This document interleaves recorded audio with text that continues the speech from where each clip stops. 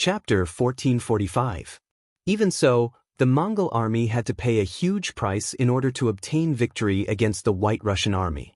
Furthermore, this method of fighting where both sides suffered heavy losses caused the Mongol cavalry to feel fear and headache. Now, Gray was saying that the Han army's firearms were far more powerful than the White Russian army's. Furthermore, from the looks of it, their firepower was not just 1 or 2 times greater. Bullets with a range of a few kilometers and muskets that could continuously take a person's life. If they really had these things, it would be normal for the Mongol army to lose. Erhe's expression kept changing. Gray knew that the other party had taken his words to heart. Striking while the iron was hot, he continued to speak. It's precisely because of the might of the Han army's firearms that this general was defeated in their hands. Xinjiang Sarai city was captured in less than a day. Now, the Han army has set their sights on New Sarai city. It's laughable that Mahama, who doesn't know the difference between them and the Han army, wants to fight to the death. However, they don't know that the final battle will happen, but they will definitely be the ones to die. The Han army will definitely win. No matter how many tribes come this time, they won't be a match for the Han army. They will just be increasing their casualties. Isn't this a little exaggerated? Erhe's tone carried a trace of doubt as he listened to this description that did not seem to be true. No, not only is this not exaggerated, it's not enough. There are some things that you will only know if you personally experience it. Gray sighed. At this moment, he was truly worried for the future of Mongolia. Faced with such powerful firearms, he could not see any possibility of the Mongol army winning. This final battle might end with the Mongol army suffering a great loss. If that was the case, would the Mongol army still have a future? If that's the case, we are indeed not a match for them. However, even if we can't win, we can still escape. Erhe understood Gray. Although he was greedy, he was not a person who did not know how to lie. Thus, he chose to believe Gray. However, he did not think that surrendering to the Han army was the only way to survive. Escape? Where are you running to? I forgot to tell you that the Han army this time is different from the Han army in the past. Facing their enemies, not only will they not show any mercy, they will even build a city here to replace the ruler and become the new master of this place. At that time, any forces and tribes that oppose them will have to face a cruel blow. Rather than surrendering at that time and becoming a pariah, it is better to surrender to them now. At least they will still be loyal to them. They can even raise some conditions and enjoy a lot of benefits. Gray's words had completely shocked Erhe. In fact, Gray's words were even more shocking than Gray's words about how powerful the firearms were. In the land of Wuxia, there had been many wise monarchs and great figures. However, there were very few people who truly made the Mongols afraid, and none of them were afraid to the bone. The reason for this was that the Han people did not care about their territory and would often leave after winning a battle. This piece of land would eventually belong to them. Just based on this point alone, once the Mongols were strong, they would definitely set their sights on the Han. On the other hand, he wasn't afraid that the other party would do anything to him. This was also the biggest reason why the Mongols had been able to survive until today. If it wasn't for that, they would have been annihilated countless times already. But now, Gray had actually said that the Han people were going to build a city here and build an army here. Wasn't that equivalent to occupying their final resting place? If that was the case, how could they survive? Could it be that the heavens wanted them to die? Erhe's expression became extremely ugly. He finally understood why the prideful Gray would surrender to the Han people. Yes, when the Han people were not only strong, but they also wanted to occupy their territory and not leave, that kind of deterrence would truly make people feel fear from the depths of their bones. After being shocked for a long time, he finally opened his mouth and asked, "Our land is so barren. Other than the fur of animals, there is nothing else that can catch their eye. If they build a city here and station an army here, where will all the expenses come from? I don't think the Han people will be able to sustain this kind of loss-making business for long." The reason why the previous dynasties had only defeated the Mongols and not occupied their land was because this place was simply too barren. Apart from spending money and manpower, there were no benefits to occupying this place. But now, the Han army actually wanted to occupy this place for a long time. Did they not consider this point? No. We were all wrong. The Han people have already found a lot of iron ore nearby. I heard that once those things are shipped out, they can be sold for a lot of money. Pitiful people like us who are ignorant. We actually did not know that we were guarding a treasure mountain. Now, it is all going to benefit the Han people. With this income, they can stay here and not leave. Gray shook his head. How could he not have thought of the same idea? But when he heard that the Han people had opened up the mountain to mine, this idea had completely disappeared. With a plop, he fell back into his chair. This time, he finally understood that the Han army had thought of everything. This way, the nightmare of the Mongols was about to arrive. It could not be said that it was a nightmare. The Han people needed people to mine, right? This way, wouldn't it be an opportunity for them? If they lived a herding life, they could survive when the years were good, but it was not a long-term plan. If they could help the Han people mine and earn money, who would say that this was not a good thing? However, if they wanted to get a share of the profits, they had to make the Han people believe in them and leave a good impression on them. When he thought of this, he looked at Gray, there was no longer ridicule in his eyes, only admiration. It turned out that there were people who thought even further than him. Even so, it was time for him to make a choice. He did not immediately give an answer. He tried to bargain for a while. Gray understood his meaning and shook his head. Don't try to be smart. I am not a Han person. It is useless for you to talk to me. They will not talk to you either. If you want to fight for a future for yourself, you can only gamble. If you win, you can obtain benefits after helping the Han army. If you lose, don't think about it anymore.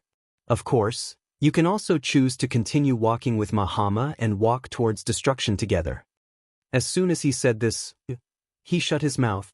Although this answer made him unhappy, he also knew that the situation was stronger than the person. As a weakling, how could he have the chance to negotiate with the strong? As for whether he wanted to gamble or not, of course he wanted to. He did not want to continue working for Mahama. He had long hated this method of weakening the strength of his tribe. It was just that he did not have a better way in the past, so he could only endure it. Now that Mahama could not even protect himself, he naturally had to lead his tribe to independence. Okay, I'll do it with you. In the end, he made a firm choice. Gray chuckled upon hearing that. Not bad. You've made a decision that your descendants will be proud of. Trust me. That's right. After he heard this, he revealed a simple and honest smile and laughed. However, there was something that made him even happier. Gray took out a banknote with a face value of 5,000 silver and handed it over to He had never seen banknotes before, let alone Xianxia banknotes. His face was filled with paste. What is this piece of paper used for? Is it a token? It's not a keepsake, but it's very useful. This piece of paper represents 5,000 taels of silver, which can be used to buy a lot of cows and sheep. Of course, believe me, after seeing the prosperity of the Han people, you definitely won't use this money to buy sheep. Gray laughed heartily. He had seen the refined salt, iron pots, sugar, and all kinds of good things that he had never heard of before brought by the 5-star army.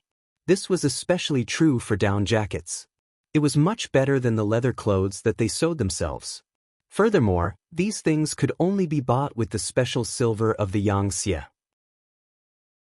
This time, Yang Chendong had given him these banknotes so that the surrendered Mongol tribes could share their wealth after witnessing the prosperity of the Mongol tribes. Of course, 5,000 silver wasn't a small amount. However, to an entire tribe, it wasn't enough. Yang Chendong didn't want to satisfy everyone. Did they want good things? It was simple. They just wanted to work for Xianxia. Talents would have expectations and expectations. In this way, not only would they not oppose Xianxia, they would also speak up for him. Over time, Xianxia's position in the tribe became more and more stable. He didn't know about this. After hearing that it was money, he carefully put it away. However, he still doubtfully said, "How can there be anything better than cattle and sheep in this world? General Gray, don't joke around." Gray didn't have any intention of arguing with him. He believed that facts spoke louder than words. When the time came, he would be slapped in the face. He led his tribe to join Xianxia. Gray then told him what to pay attention to and what to do next. After that, he went to the other tribes. Just convincing the heir, he tribe wasn't enough. Gray had a lot of work to do. Furthermore, in New Sarai, Muhammad didn't know that there were people who had started to oppose him and betray him. He was currently sending people to contact the Ross Duchy. There was no such thing as eternal friends, only eternal benefits. In the face of a great enemy, Muhammad felt immense pressure. He finally listened to the advice of his subordinates and bowed his head to the Ross Duchy. He wanted to contact them to face the Han army together. The Han army's strongest weapon was firearms. This was the weakness of the Golden Horde. Fortunately, the White Russian army was built on firearms. If the two of them could work together, their chances of victory would be much higher. Whether this land belonged to the Ross Duchy or the Golden Horde, it could be discussed. However, it couldn't fall into the hands of an outsider like the Han army. Chapter 1446. After the messengers were sent out, more and more Mongol tribes began to gather outside the city. Muhammad's expression was no longer as ugly as before. When he heard that the Han army had already set out from Salai city, his face turned gloomy and ruthless. Come, this time I will let you know what a human wave tactic is. I will let you know who is the true ruler here. His words were ruthless, but Muhammad, who had already suffered defeat after defeat, did not dare to underestimate Yuhan's army. In view of the previous two failures, he decided to concentrate his forces and launch a fierce attack. He did not believe that the Han army would have an endless supply of gunpowder. As long as he was willing to sacrifice lives, there would be a time when the enemy would run out of gunpowder. At that time, it would be time for him to launch a counterattack. As for the deaths of his cavalry, what did that have to do with him? Even if he could not defeat the Han army, as long as he could delay for a period of time and wait for the Ross dukedom to make their move, the Han army would have to split up. That would be the time for him to launch a counterattack. In any case, this time he would definitely seize every opportunity to launch a counterattack. He would definitely deal a heavy blow to the Han army and chase this nightmare out of his mind. For the sake of this victory, he had used all his trump cards. He had also sent out the 20,000 golden armored cavalry, which was made up of the strongest youths, to be used at the most crucial moment. In order to create these golden armored cavalry, Muhammad had spent a lot of effort. The heavy golden armored cavalry was meant to deal with the White Russian army's musketeers. Now that they were used to deal with the Han army's musketeers, they could be considered to have made the best use of them. Although sending out all 20,000 golden armored cavalrymen would be equivalent to bringing out their final trump card, which would put them in a much more passive position when facing the Russian army in the future, compared to the Han army that was already threatening their lives, the matter at hand was more important. One after another, the tribes began to gather outside New Salai city. The number of tents outside the city was increasing by the day. Every day, there would be dozens of carts of rations being transported out of the city and distributed to the various tribes. Providing rations to the troops was a must. After all, they could not let them fight on empty stomachs. However, this was the only thing that Muhammad could do for everyone. In fact, he didn't trust these tribes. It could be seen from the fact that they weren't even allowed to enter the city. But even so, many tribes were still waiting outside the city. Many small tribes were even sharpening their swords. They wanted to perform well and curry favor with Muhammad. The number of soldiers outside the city increased every day. For example, the 5,000 cavalrymen of the Urhit tribe had also arrived outside the city and found an inconspicuous corner to stay. There were 7 or 8 other tribes like the Urhit tribe, totaling around 30,000 cavalrymen. By the time Yang Chendong and the 5-star army arrived at New Sarai, the Mongolian cavalry had already reached 400,000. 400,000! This Golden Horde Khanate is quite capable. After listening to Su Yunxing's report, Yang Chendong could not help but sigh at the power of the Golden Horde. Have you found out how many tribes are rushing here? Young master, there are about 150,000 people rushing out of the city. It's just that their marching speed is too slow. It's hard to say when they'll arrive. Su Yunsheng replied with some difficulty. He blamed himself for not being able to help Yang Chendong relieve his worries. As if seeing through Su Yunsheng's confusion, Yang Chendong waved his hand indifferently and smiled. This matter has nothing to do with you. These people are not traveling slowly, but they don't want to participate in this battle. However, they don't dare to not come, so they slowed down their marching speed. This way, they don't have to participate in the battle and won't offend Mahama. People like them are not really our enemies, so we don't have to worry about them for the time being. After listening to Yang Chendong's explanation, Su Yunsheng finally understood. Knowing this, he asked excitedly, "Young master, these people won't be here for a while. When are we going to attack?" "Let's rest today. We will attack early tomorrow morning. We want to defeat the enemy in front of everyone. We want to use their mouths to spread the word that the 5-star army is invincible. It will be a nightmare to be our enemy." When Yang Chendong said these words, his eyes revealed a strong sense of confidence. As the industrial system of Crimson City grew step by step, many problems with guns and cannons were solved. He could finally get rid of the need to rely on Datsong to fight. This made him very confident, and also allowed him to increase the pace and speed of unifying the world. "Yes, your subordinate will pass on the order." After Su Yunsheng received the order, he was also very excited. After saluting, he turned around and left. Yang Chendong was left in the newly built central tent. He looked at Beta Persei, who was standing quietly but had a restless look in his eyes. "What's wrong? My hands are itching again." "Ha!" Beta Persei showed a simple and honest look. You have a loyal face, but in fact your brain is full of petty tricks. Forget it if that's the case. I'll leave the cannons to you tonight. Remember, don't let the enemy be idle, and prevent them from launching an attack." Yang Chendong looked like he couldn't be bothered with Beta Persei. "Thank you, young master." "Don't worry." Beta Persei smiled. He knew that this was the young master's way of compensating him. If there was a chance, he would take the opportunity to kill the enemy. How could he not grasp it? After agreeing, he quickly went out to make arrangements. It was not the first time Beta Persei commanded the artillery, and he was already familiar with it. When he arrived at the camp of the 2nd Cold Front Division's artillery regiment, the regiment commander, Lin Luan, ran out excitedly.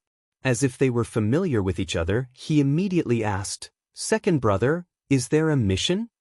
"Sixth Master has ordered that a battalion of men from your artillery regiment will cooperate with the work tonight. The rest of you should rest well. Tomorrow is the day of the big battle." Beta Persei patted Lin Luan's shoulder, as if this was just a small battle and the big battle was yet to come. But he completely forgot that in front of Yang Chendong, Beta Persei was much more excited than Lin Luan. "Okay, I'll accompany you tonight, second brother," Lin Luan said excitedly. "No, you have to rest well tonight.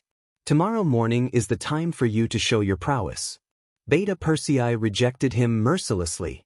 What a joke, he didn't want anyone to criticize him when he was commanding. Lin Luan's face immediately turned bitter. "Second brother, let me accompany you. Otherwise, you'll be bored." "It's not boring at all. The sound of the cannons rumbling, your second brother is energized when I hear it. But you should go and rest." Beta Persei waved his hand impatiently, then seemed to think of something and said, "Oh right, leave me more shells." Seeing that he could not stay, Lin Luan's face turned bitter. "Second brother, we still have to save some shells." "It's okay, I've already sent a telegram to Yang Wu and asked him to arrange for more to be sent over. Just fire as much as you want." Beta Persei chuckled. It was true that he was Yang Chendong's subordinate, but he was also one of his people. Most of the time, his every move was monitored, and it was extremely difficult for him to pull any tricks. But for something as serious as a battle, there was no problem for him to use some connections to get more shells.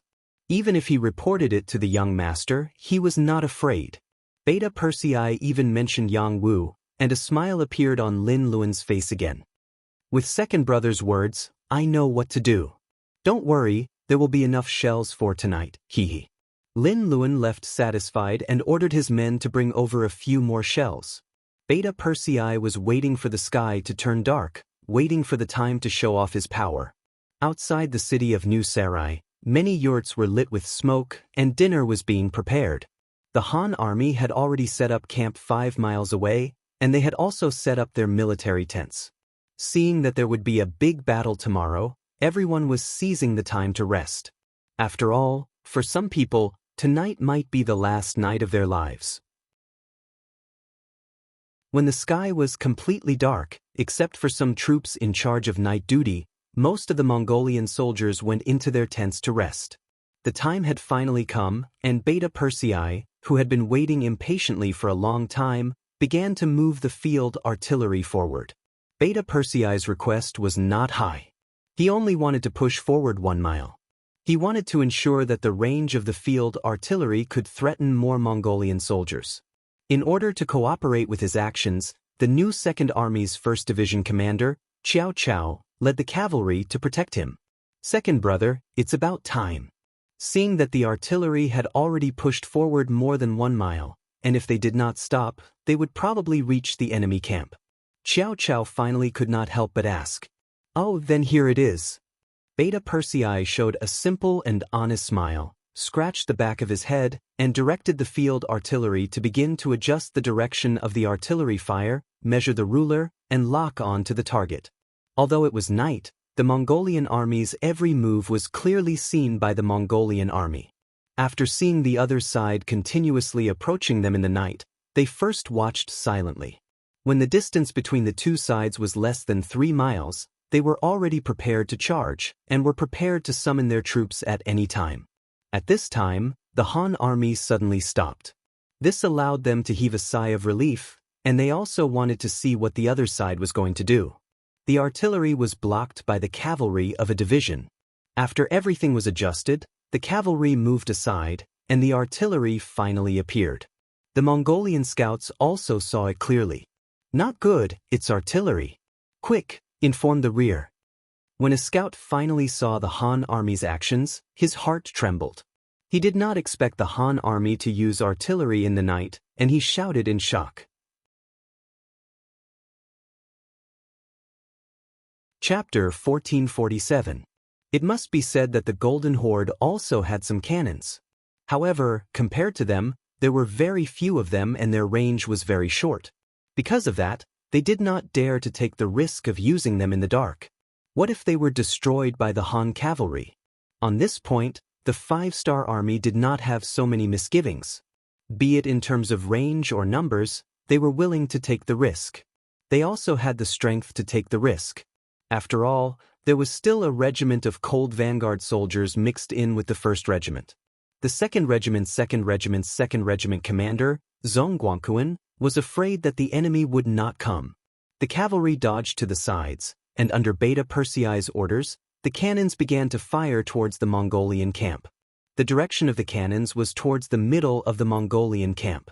That was where most of the enemies were gathered, and they were also the ones who supported the Great Khan. As for the smaller tribes like He, they had already received news that their general's camp was in a corner, and was not within the range of the cannons. In the originally silent night, the sound of cannons suddenly rang out.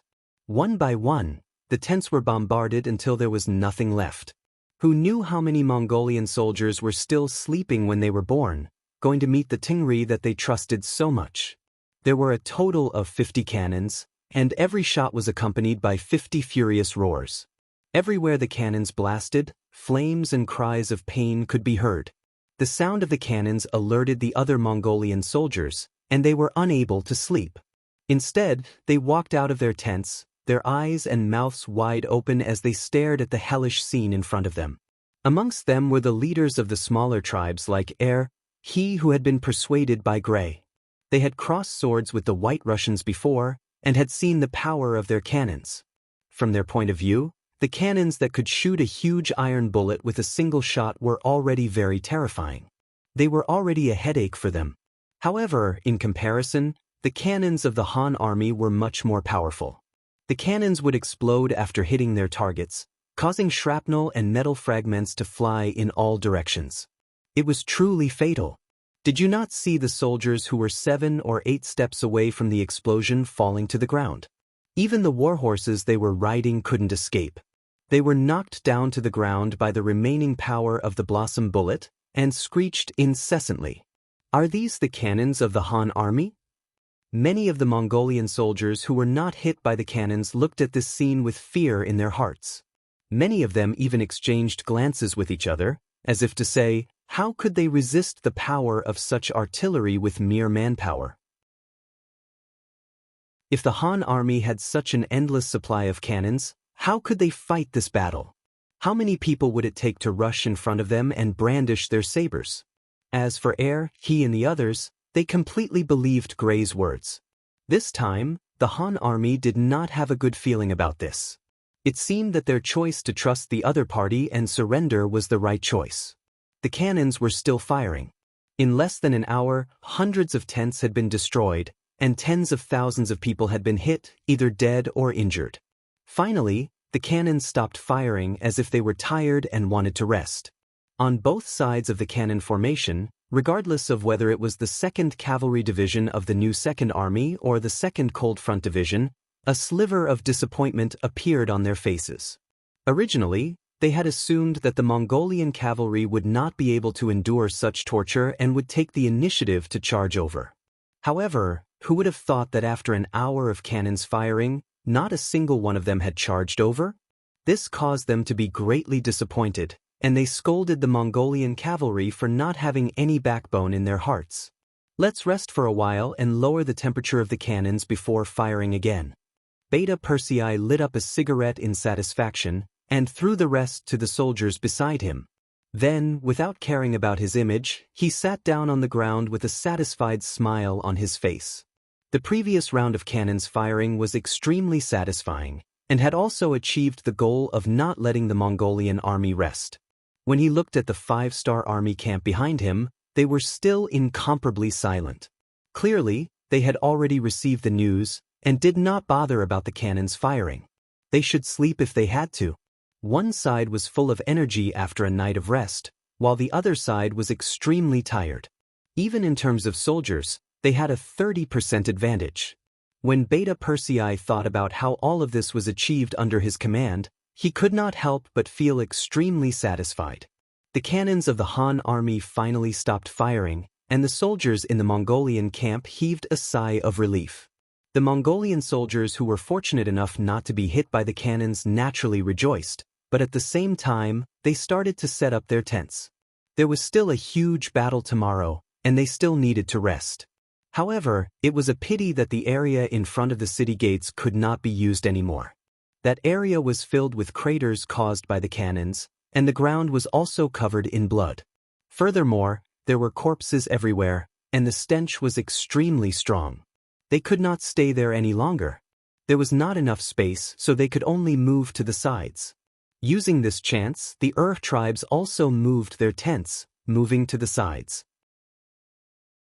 Their actions were ridiculed by the other Mongol tribes, while the tribes loyal to Muhammad took the opportunity to occupy those places for their army to set up camp. On the city walls of New Salai City, Prince Bola saw all of this, and his expression was extremely solemn. We can't go on like this. Who knows if the Han army will use their cannons again? Just in case, we need to be prepared. Where's Hulihan? I order you to lead the 5,000 cavalry and prepare to charge. The moment the Han army uses their cannons again, charge up without caring about the cost and destroy them. As he spoke, Bol turned his head to the side and looked at Hurahan, who was wearing a suit of armor. Bola looked down on Hulahan in his heart. He was just a dog that had lost his home because of the Han army. Such a coward was not worthy of standing beside him. If it was not for the fact that he was in dire need of manpower, he would have dealt with this person long ago. However, even so, he could not let him off so easily. Bola had already heard that if it were not for this Hulahan provoking the Han army in the Far East, they would not have come to his territory. It could be said that this person was the root of the problem, the source of the war. With such an understanding, how could Bola treat Hulahan well? Sending him out this time was equivalent to sending him to his death. When the ashen-faced Hulahan heard that he was going to be deployed in the middle of the night, he dropped to his knees and begged, "Your Highness, please spare this lowly one. This lowly one is willing to serve you as my master and serve you for generations to come." Seeing that Houlihan did not want to lead the troops, Bola's face sank, and his voice became cold. "What? You want to go against my orders?" "This. Your Highness, it is not that this lowly one wants to go against your orders. It is just that the Han army's cannons are too powerful. Furthermore, they are taking the initiative to attack, so it is impossible for them not to be prepared. Attacking in the middle of the night is too short-sighted, and it is not suitable." Houlihan opened his mouth and spouted nonsense. "Even if it is the middle of the night and we cannot see through the enemy, they should not be able to see through us either, right? This is the best time to attack. Do not worry, as long as you can kill your way through, this prince will immediately order the army to follow up. At that time, you will have the greatest merit." Bola rejected Houlihan's request and gave the order in a resolute tone. Since he had already said that, if Houlihan still refused, he would not even have the chance to charge and would be taken down by Bola. Thinking that there was at least a chance of survival if he attacked, he could only nod. Since that is the case, this lowly one will lead the men to charge. I only hope that your Highness can grasp the opportunity and send the army to kill them. I know. As for what to do, this prince will naturally have his own plans. Go and prepare. I will give you an hour, Bola said impatiently. Bola still stood on the city wall. He had a feeling that the Han army would not stop here. If it was him, with the advantage of the cannons, he would also take the opportunity to increase his gains. The truth was as he had expected. An hour later, the cannons sounded out once more, and the Mongol camp that had just moved their tents were once again baptized by cannon fire. Attack! Tell Houlihan to attack immediately. On the city wall, Bola's eyes were spitting fire as he watched all of this. Although to the Mongol army that had hundreds of thousands of men, the loss of 10 to 20,000 would not be a huge blow, but it would be a huge blow to their morale. If they did not do anything, their morale would definitely plummet, and that would not be a good thing for the battle tomorrow. As for whether or not the enemy would be prepared after sending out Houlihan, that was for sure. However, he still sent out those 5,000 men to see if the Han army was prepared or not. Once he found an opportunity, he would not hesitate and would immediately give the order for the army to attack. On the other hand, if there was no opportunity, he would just sacrifice Houlihan's 5,000 cavalry. Those were not his own men, so what if they died? The city gates opened, and Houlihan led his 5,000 cavalry to charge out. The battle cries were especially ear-piercing in the night. Houlihan still had some brains. After he received the order, he immediately went to his camp and called for his subordinates to pass on Bola's orders. Brothers, it wasn't easy for this general to obtain this opportunity to render meritorious service. As long as we can charge out tonight and destroy the cannons of the Han army, it will be a great merit. In the future, endless wealth awaits us. What about the future? It all depends on tonight. I'm willing to be the vanguard and obtain the greatest merit. All the generals were pumped up by Houlihan's words, and they were all raring to go. They could not wait to charge out of the city and charge towards the cannons.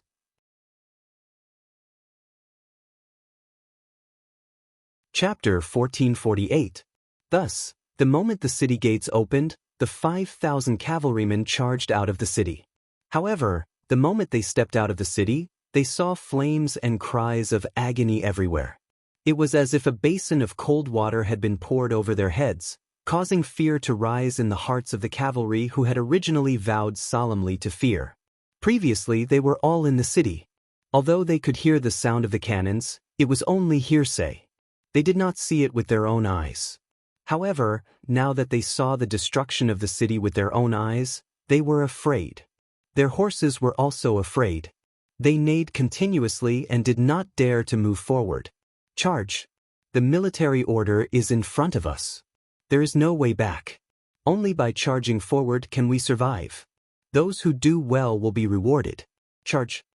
Although Houlihan was prepared for this, his expression was unsightly, but his tone was still firm. He knew that if he didn't even have the courage to rush out now, Bo Rar would probably hang his corpse on the city gate tower for disobeying orders. Hu Lihan shouted as he took the lead and rushed out. The power of an example was endless. With the help of the light from the cannons, the army saw that even their former Khan, who was now their general, was the first to charge out. Everyone was encouraged and at the same time, they continued to shout and charge forward. At the 5-star army's cannons, the sounds of battle could be heard. Both Li Jun and Zhong Guangquan stood up excitedly. First, they listened attentively. Then, they thought of something and their eyes lit up. They're here. The enemy is finally here. Ha, soldiers of the Cold Vanguard, check your guns and prepare for battle. Zhong Guangquan laughed loudly. Cavalrymen, prepare to charge as well. Li Jun turned around and gave orders to the other commanders. Then, he walked over to Zhong Guangquan with a sneaky smile. Commander Zhong, please show mercy. You must leave some soup for us cavalry brothers. No problem, no problem. We are only responsible for the enemy cavalry within 100 steps. Once they enter this range, it will be your cavalry's turn. How about it? Zhong Guangquan agreed generously. Thank you, thank you. Li Jun thanked him profusely and turned around to make the arrangements. Zhong Guangquan looked at the battalion commanders beside him and said, You all heard what I said just now. The rest will depend on your performance. Try your best to eliminate all the enemies from 100 steps away. The battalion commanders hurriedly agreed, and then returned to their respective camps to give out battle orders. At this moment, Hulahan was leading 5,000 cavalry over from the 5-star army cannon formation. There was a distance of 6 to 7 kilometers between the city gate and the cannon formation, but for the elite cavalry, it would only take the time it took to brew a cup of tea to reach it. With the continuous running, the speed of the cavalry was also at its best. At this time, the cavalry only needed to hold the scimitar in their hands to easily chop off the head of the enemy. This was the strength of the cavalry. However, that was only possible if the cavalry could reach the enemy. When the Cold Vanguard warriors fired the first shot from 400 steps away, this seemingly simple mission became an impossible one. In the darkness of the night, it was impossible to see how many enemies there were, and it was impossible to accurately determine the enemy's position. At this moment, the light and heavy machine guns displayed their advantage. Bullets flew forward like raindrops. Under the blanket attack, one after another, the cavalrymen from afar were hit. They either fell off their horses or fell to the ground with their horses.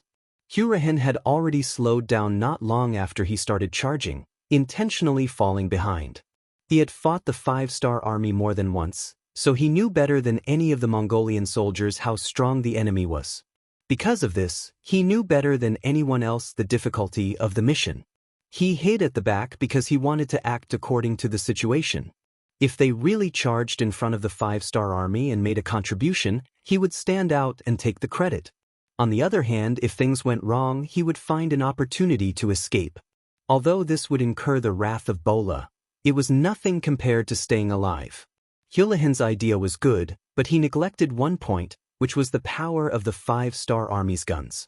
They weren't using the guns that the Russians bought from the West. They weren't the kind that could only hit iron balls and had limited range. They were using the Type 95, which was 500 years ahead of the current era. The current Crimson City could already replicate the Type 95 after many years of development. As for the bullets, they were already successfully manufactured and used in the army. Facing such a powerful gun, if you used the old way of thinking to deal with it, you would have doomed Hulahan to a tragic end. Especially when he underestimated the fighting spirit of the 5-star army and their determination to destroy them. That was equivalent to destroying his last hope. Under the continuous firing of the light and heavy machine guns, squad machine guns and the Type 95, the charging Mongol cavalry fell one after another on their way forward. None of them were able to get within 100 steps of the enemy. While this greatly damaged the enemy, it also made Commander Li anxious. He originally thought that in the darkness, no matter how elite the Cold Front warriors were, they wouldn't be able to destroy the enemy and he would have a chance to act. But now it seemed that he had miscalculated. Since that was the case, he decided that he couldn't wait any longer. All soldiers, get on your horses and prepare to charge. Since Zhong Guangquan didn't give him a chance, he would create one himself. Seeing that the enemy had lost more than half of their men, if they didn't attack, they wouldn't have a chance. Thus, Commander Li decided to lead the soldiers to charge and take the initiative to enter the battlefield to kill the enemy. The soldiers of the new Second Army's 2nd Cavalry Division, who couldn't wait any longer, were waiting for this order. Seeing that their commander was going all out, they had nothing to be afraid of. After receiving the order, they quickly rushed out and went straight to the center of the battlefield. F***CK, stop shooting. Zhong Guangquan saw the 2nd Cavalry Division's actions and quickly ordered them to stop in shock. The gunshots immediately stopped, which prevented them from killing their allies by mistake. Although the gunshots had stopped, Zhong Guangquan jumped up and walked to Yang Er, who had just stopped the bombardment, with a bitter look on his face. Second brother, look, some people don't care about martial ethics. Yang Er was currently instructing the soldiers to lower the temperature of the cannons when he saw Zhong Guangquan walking over aggressively. He snorted and said, I say, Regiment Leader Zhong, we can't just focus on satisfying our cravings and monopolize everything. Just now, your cold front warriors had a good time killing. It's reasonable for the cavalry brothers to be anxious. We should understand each other.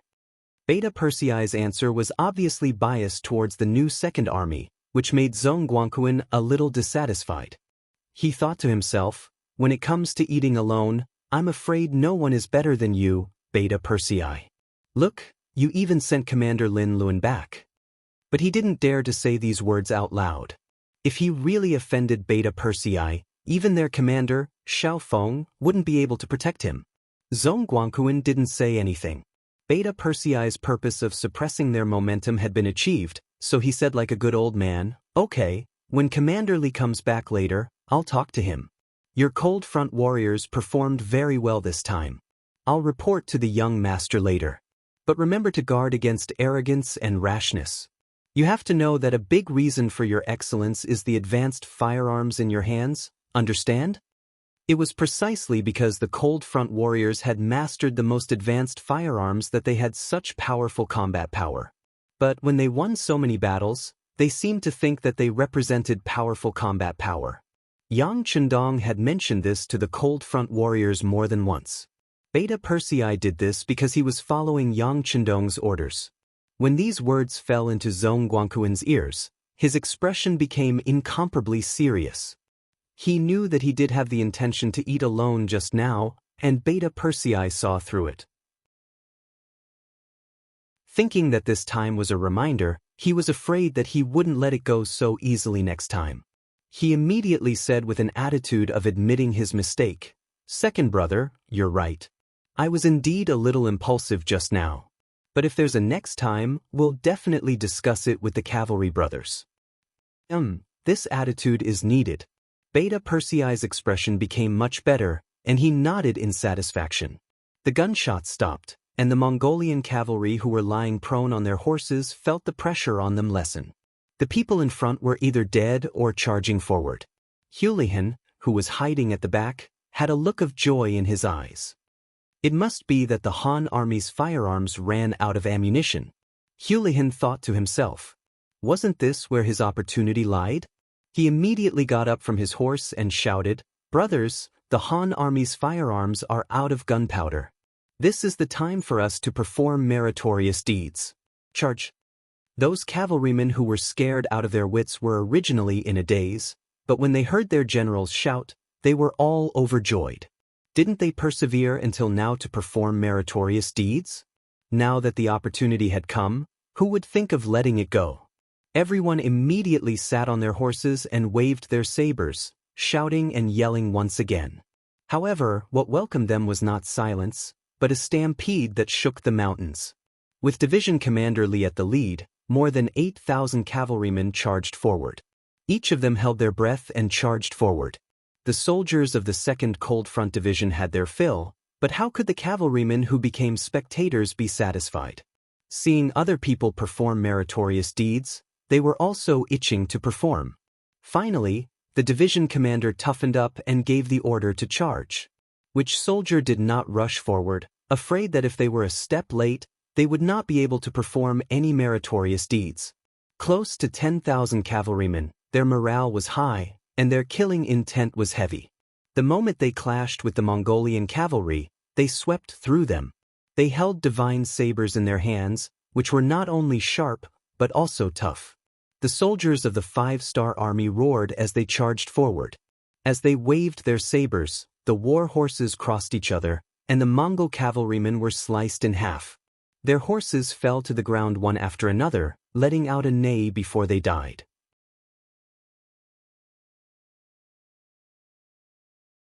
Chapter 1449.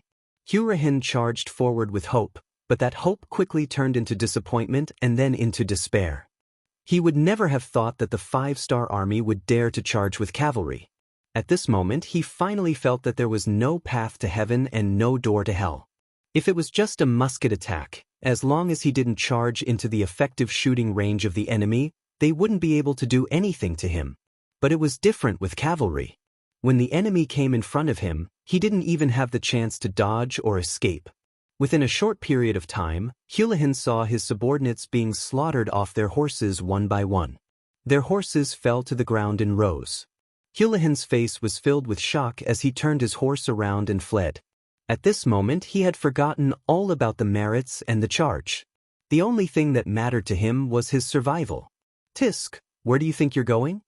Using the moonlight, military commander Li took the lead and killed several enemies. He rushed to the front and saw Hurahin, who was wearing a general's armor, trying to turn around and escape. It was said that one could recognize a woman by smell. On the battlefield, one could recognize the identity of the enemy by their armor. It was difficult for Hurahin, who was wearing a general's armor, not to attract attention. With a shout, military commander Li's intuition told him that he had caught a big fish this time. Immediately, he took out the bow on his back and released an arrow. The arrow pierced through the air and headed straight for Hurahin's mount. "Shoot the horse first." Relying on his skillful horsemanship, he shot an arrow with great precision, and it landed on the back hoof of Hulahin's warhorse. When the arrow pierced through the horse's leg, the warhorse let out a mournful neigh and stood facing the sky. The sudden rearing of the warhorse caught Hulahin off guard. By the time he realized that something was wrong, he had already been thrown off by the warhorse.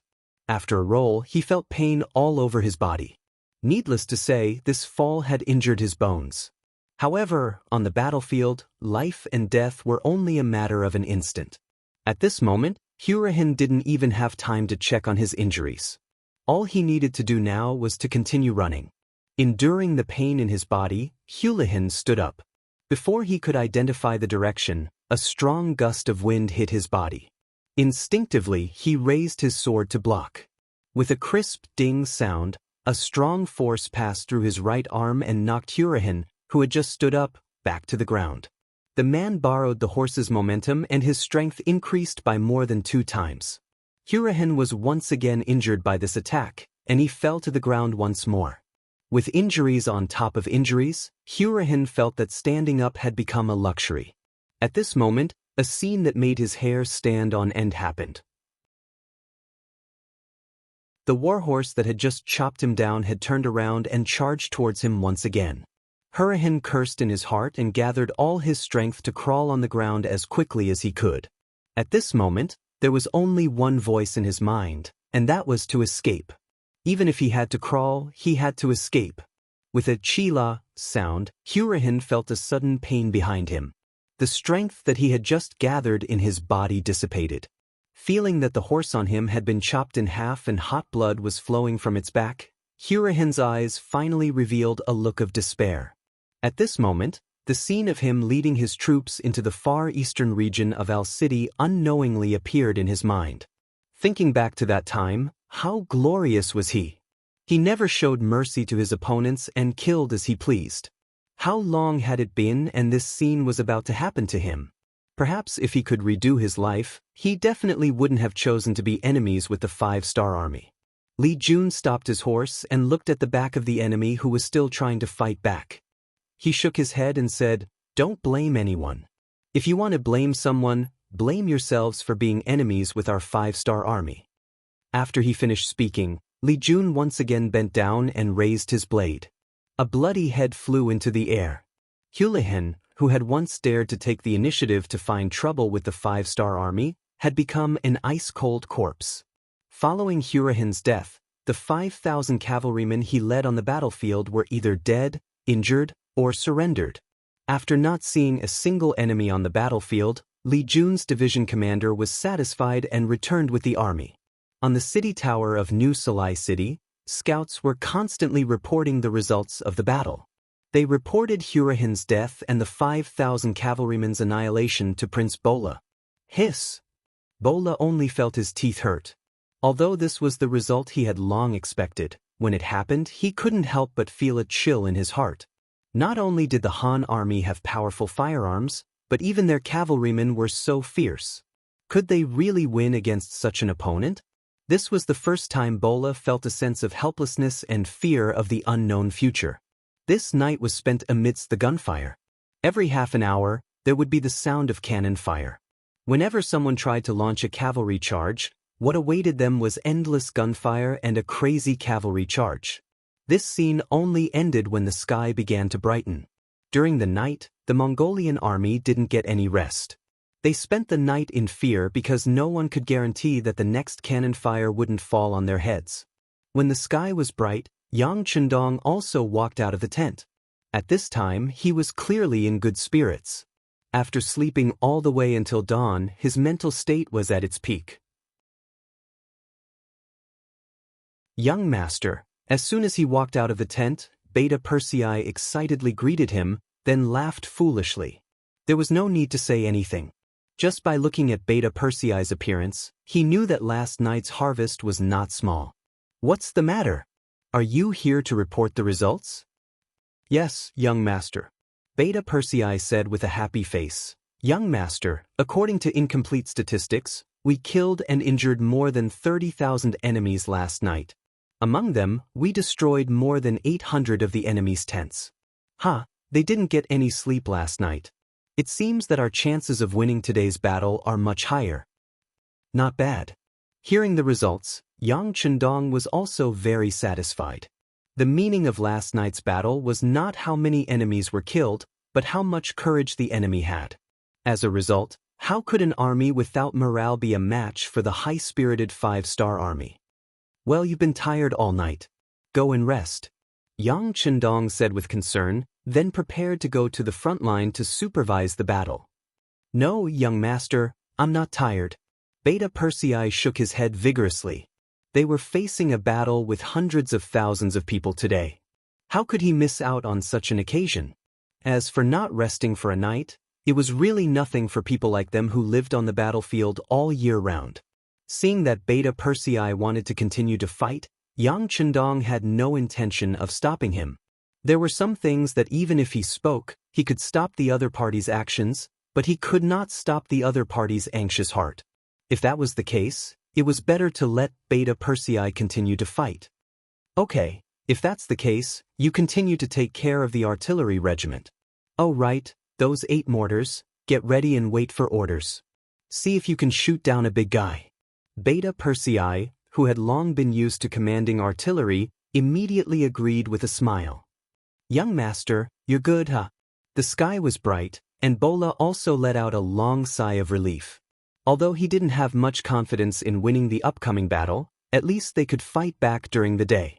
With their superior military strength, even if they exchanged 1 for 2 or even 3, they would still be able to fight back. There was no need to continue to be beaten up. Bola's idea was to fight with the Han army in the open. He had already thought of a countermeasure during the night and continued to charge. He wanted to see how much gunpowder the Han army had and how long they could last. For this reason, he had already ordered people to invite the tribal leaders. He wanted to make a promise to raise their morale as much as possible and deal a heavy blow to the Han army. Once both sides started to suffer heavy casualties, he did not believe that the Han army would not retreat. He did not believe that the Han army would be able to hold their ground after coming so far, and with the Ross principalities behind them, he did not believe that the Han army would be able to hold their ground. Once they retreated, it would be time for him to lead his army and attack. At that time, it would not be difficult to reclaim all the lost land. More importantly, once he defeated the Han army, he would have the other side's firearms. In this way, the White Russian army would have nothing to fear. At that time, the Golden Horde would regain its glory. At that time, once he gave the order, it would not be impossible for him to regain the prestige of his ancestors. In the camp of the 5-star army, the soldiers were eating breakfast. Yang Chendong would never mistreat his soldiers in terms of food, drink, and clothing. They had even sold their lives to him, so wasn't it natural for him to improve their quality of life? For this reason, he took out the canned meat that was provided to the 5-star army and gave it to each of the Mongolian cavalry who had just joined. Fortunately, there were steam engines, lathes, and production lines now. Many provinces and regions had begun to encourage the people to raise poultry in large quantities. The government would take care of the unsold poultry. In this way, the raw meat and meat processing could keep up. There were more and more military rations like this, enough to meet the needs of the army. Otherwise, just in terms of food alone, the needs of hundreds of thousands of people on an expedition would be enough to give people a headache. The Mongolian cavalry ate the canned meat in their hands with a satisfied smile on their faces. They had never seen such things even in their dreams. Now that they had enough, it was a happy thing. Perhaps they had never been treated like this before. Some of the Mongolian soldiers were secretly hiding food. In their eyes, it was not enough for them to eat such good food. They should share it with their families and let them know what the so-called delicacies in the world were.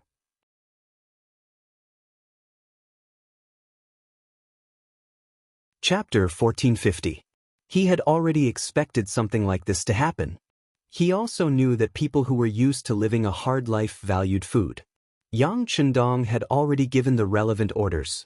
When the commander of the new Second Army saw the scene of people hiding food in the camp, he sighed and walked towards a temporary platform in the camp. As he walked, his expression was still unsightly. Various factions often appeared in the grasslands. This leader, that big man. They were either brave, cunning, or living in a balance. However, no matter which leader they were, they did not change the fact that they had to solve the problem of food and clothing for their people. On the grasslands, the more they fought, the poorer they became. The population also became smaller and smaller. They had no choice but to rob. If they encountered the Han people of the Central Plains who were easy to bully, they could barely survive. However, once the Han people were strong, they could only run away with their tails between their legs. Thinking about it, how sad was that? Since that was the case, why not follow the 6th young master? Although he was not a Mongolian, he was the only one who could let the Mongolian people eat and not starve. He could let the Mongolian people wear clothes and not suffer from the cold. He could also let the Mongolian people live in the city and have something to do. They did not need to live a life of bloodshed. Since that was the case, why not sell their lives to the 6th young master? What they wanted, what they needed, he could satisfy them. He was not like some people who insisted on the meaning of the golden bloodline. Could it be that with such a bloodline, they could live a better life? Countless thoughts flashed through his mind. When he walked to the platform, he had already made up his mind. He would follow Yang Chendong to the end. Not only him, but he would also persuade more people. In the past, he served in the 5-star army to repay Yang Chendong's kindness. However, from now on, he would serve wholeheartedly for the sake of a better life and future for the Mongolian people. On the platform, it was as if he had become a different person. He stood tall and his voice spread in all directions with the help of a simple loudspeaker. Brothers, I've lived a hard life like all of you, and I deeply understand what you're doing now. However, I still have to say that we are about to go to war. If you keep food on your body, it will not be beneficial for the next operation. Trust me, put down those things and eat them. As long as we can win the next battle, there will be a lot of good things like this. You will eat until the day you vomit. What? Eat until you vomit? The Meng cavalry soldiers shook their heads in disbelief. In his opinion, how could he have enough of such delicious food? T. As for spitting it out, just how wasteful of an action was that? It was shameful and would be cursed by the clansmen. He looked at the soldiers with an understanding gaze. How could he not have such thoughts in the past? However, his initial suspicions became reality. There was a time when he was sick of eating canned meat. Although it wasn't to the point of vomiting, it was close to the point of vomiting. This was unimaginable in the past when he was short of food and clothing. She could understand what the soldiers were thinking, so she said with empathy, "I know what everyone is thinking, but the facts will prove who is right and who is wrong." Next, let's talk about the standards of merit. Those who capture a head on the battlefield will be rewarded with 20 Chinese coins. Those who capture 2 heads will be rewarded with 50 Chinese coins and a can of canned meat. Those who capture 3 heads. For people who had been starving all year round, there was nothing more tempting to them than food. This was far better than being promised a high position and a generous salary. This was something that could be seen and touched. Those who capture 1 person will be rewarded with 20 Chinese coins and a tael of refined salt. Those who capture 2 people will be rewarded with 50 Chinese coins and a can of canned meat. Those who capture 3 people will be rewarded with. She held the list of rewards that she had prepared beforehand and continued to read aloud. These rewards were all very edible. There were salt, sugar, iron pots, canned meat, rice, and even down jackets. As long as one achieved great merit on the battlefield, they would be rewarded handsomely after the battle. The warriors below listened quietly. After learning that there were so many different kinds of rewards, many of them looked forward to it. Some of them even started to consider whether they should kill or capture more people in the upcoming battle. It seemed like the reward for capturing people alive was much better. The 100,000 Meng soldiers who had just been incorporated and had not had time to reorganize were motivated just like that. There was no need to do any ideological work, nor was there any need to hold a meeting to reminisce about the past. All they needed to do was to take out the rewards and place them together for the soldiers to see. This was already a great stimulation. When the rewards were placed in front of them, and there were quite a few of them, all of the soldiers were moved. They all looked at the items that they needed and thought about how to perform in the upcoming battle to achieve their goals. This was the power of capital. This was the human potential that was stimulated by material needs. Looking at this scene, Shibei believed that he did not need to say anything, and everyone would give it their all. All he needed to do was pray for the enemy. At 9 o'clock in the morning, which was the time of the ancient times, 100,000 Meng soldiers left the camp and started to get into formation, preparing to attack. In contrast, the side in charge of defense had been waiting for a long time. Looking from afar, the crowd in front of New Sarai was a sea of people. It was impossible to count how many tribes and how many soldiers there were with the naked eye. Even when facing the rising Ross principalities, the Golden Horde did not put up such a grand display. Judging from this, they already regarded the 5-star army as their strongest opponent. Vaguely, they could see that there were still dozens of cannons erected on the walls of New Salai City, and there were people busy working there. It was obvious that these cannons had just been set up to stop the 5-star Legion's attack. Beta Persei used his binoculars to look at the dozens of cannons, and his eyes showed disdain. In terms of cannons, the enemy was nothing. In his eyes, these cannons were targets that could be attacked at any time. It was meaningless. Around the cannons, a group of nobles of the Golden Horde were standing there in luxurious clothes. As the saying goes, one can see far from a high place. These dignitaries appeared here as if they were the rulers of the war.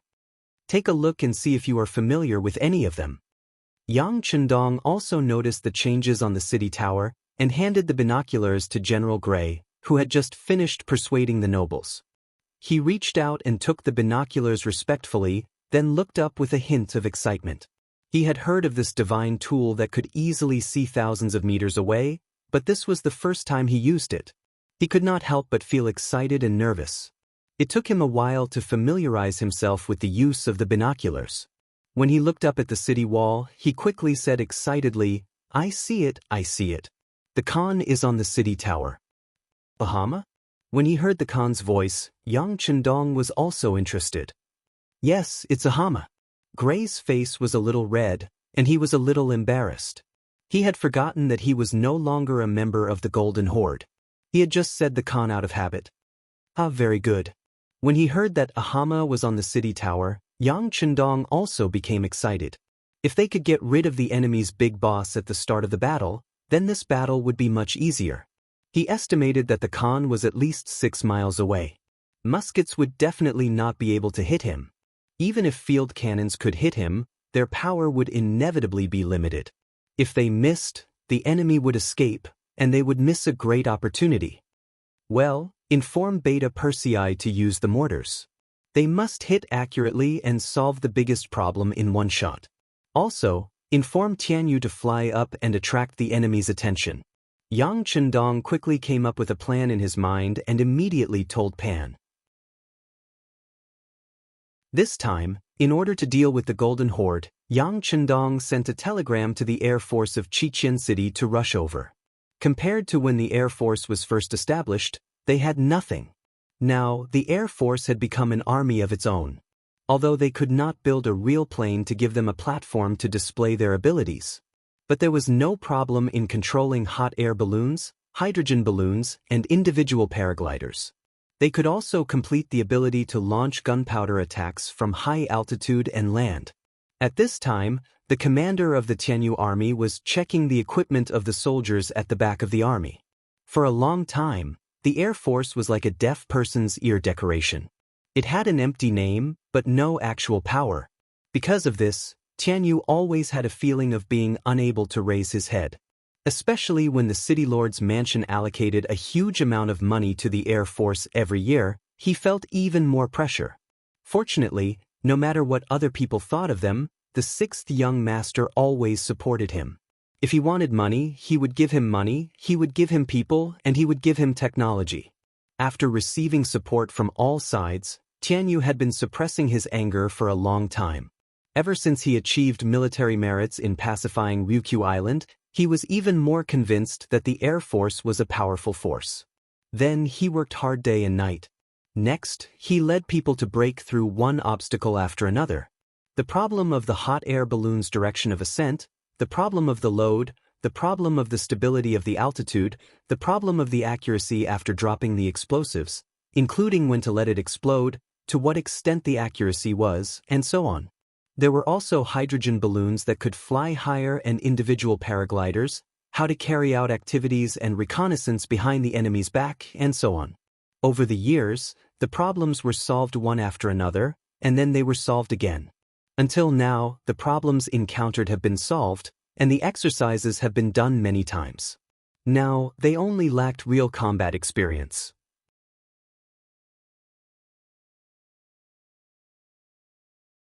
Chapter 1451. Now, the opportunity was here. How could Tianyu not be excited? If he didn't need to command from the ground, he would have already ascended with the hot air balloons. Even so, he still walked to the division commander, who was also the leading officer, Sun Lixing. Division Commander's son, this time, whether or not our Air Force can make a name for ourselves, it's all up to you.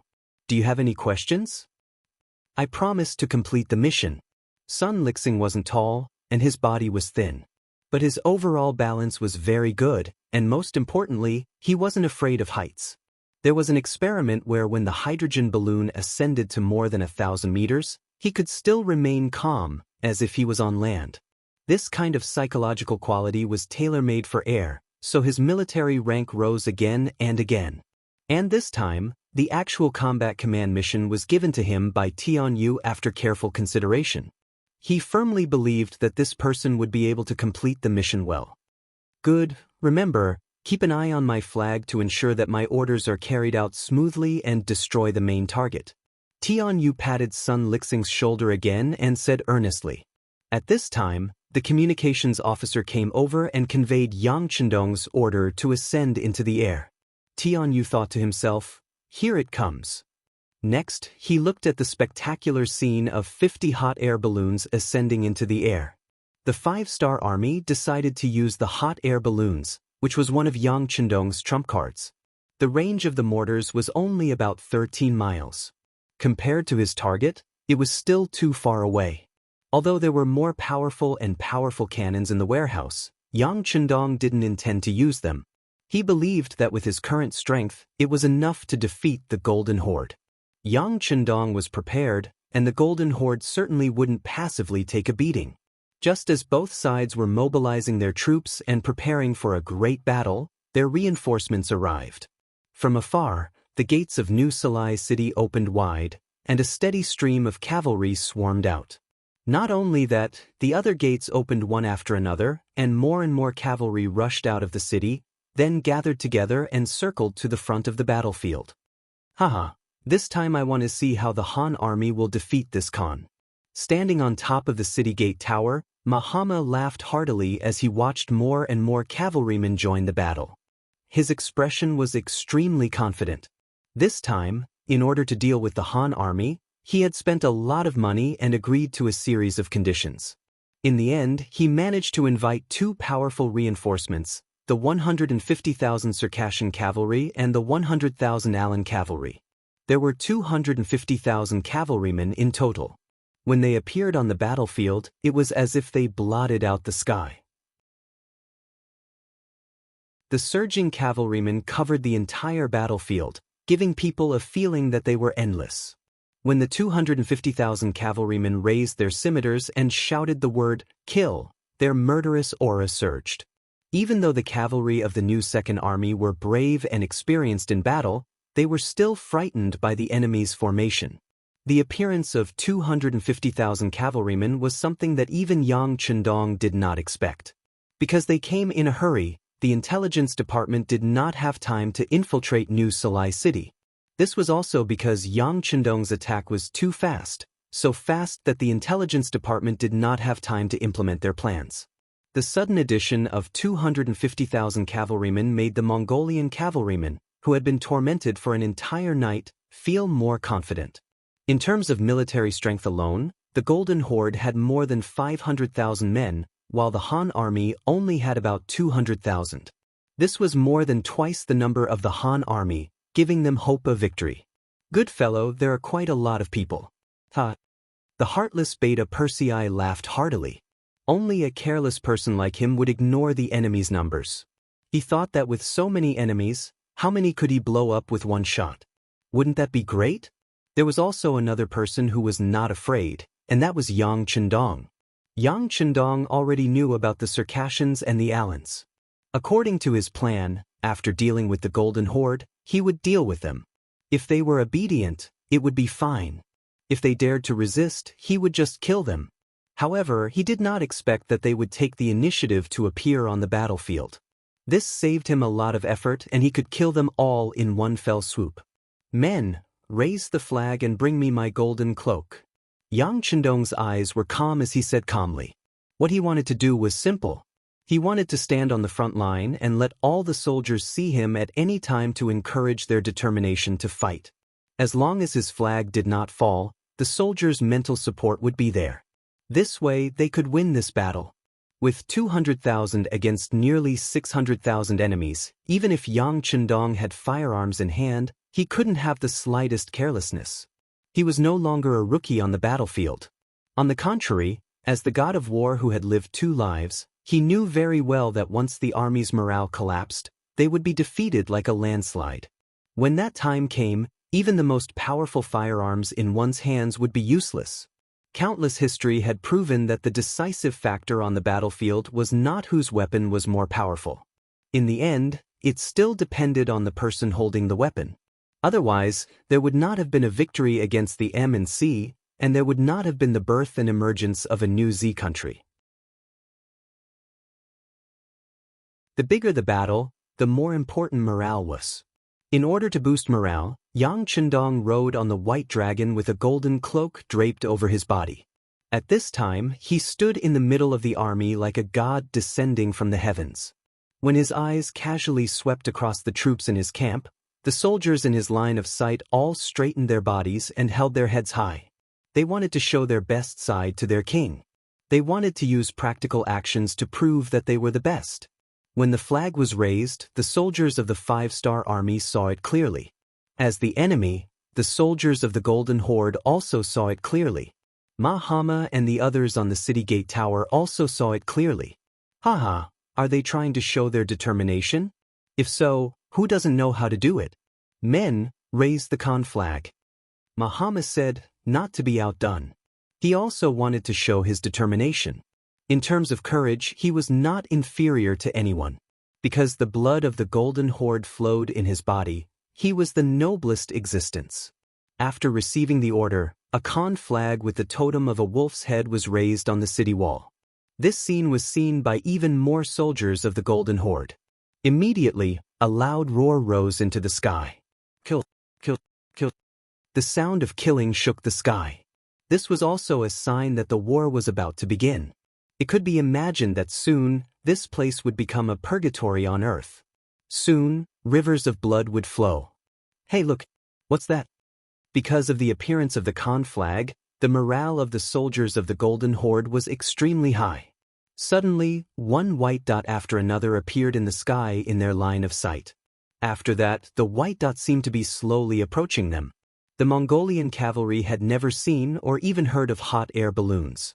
When they saw the air force of the 5-star army for the first time, they were puzzled, confused, and then excited. The Mongolians believed in Tingri, just like the Han people believed in Buddhism. In their hearts, Tingri was undoubtedly the most sacred existence. Every person in power would use this belief to invite the great shaman to perform a ritual to prove that they were chosen by Tingri. Only then could they win the hearts of the people and obtain power. But all of this was just empty talk from the great shaman. As for what the real Tingri was like, no one knew. Everyone only had a rough idea in their hearts.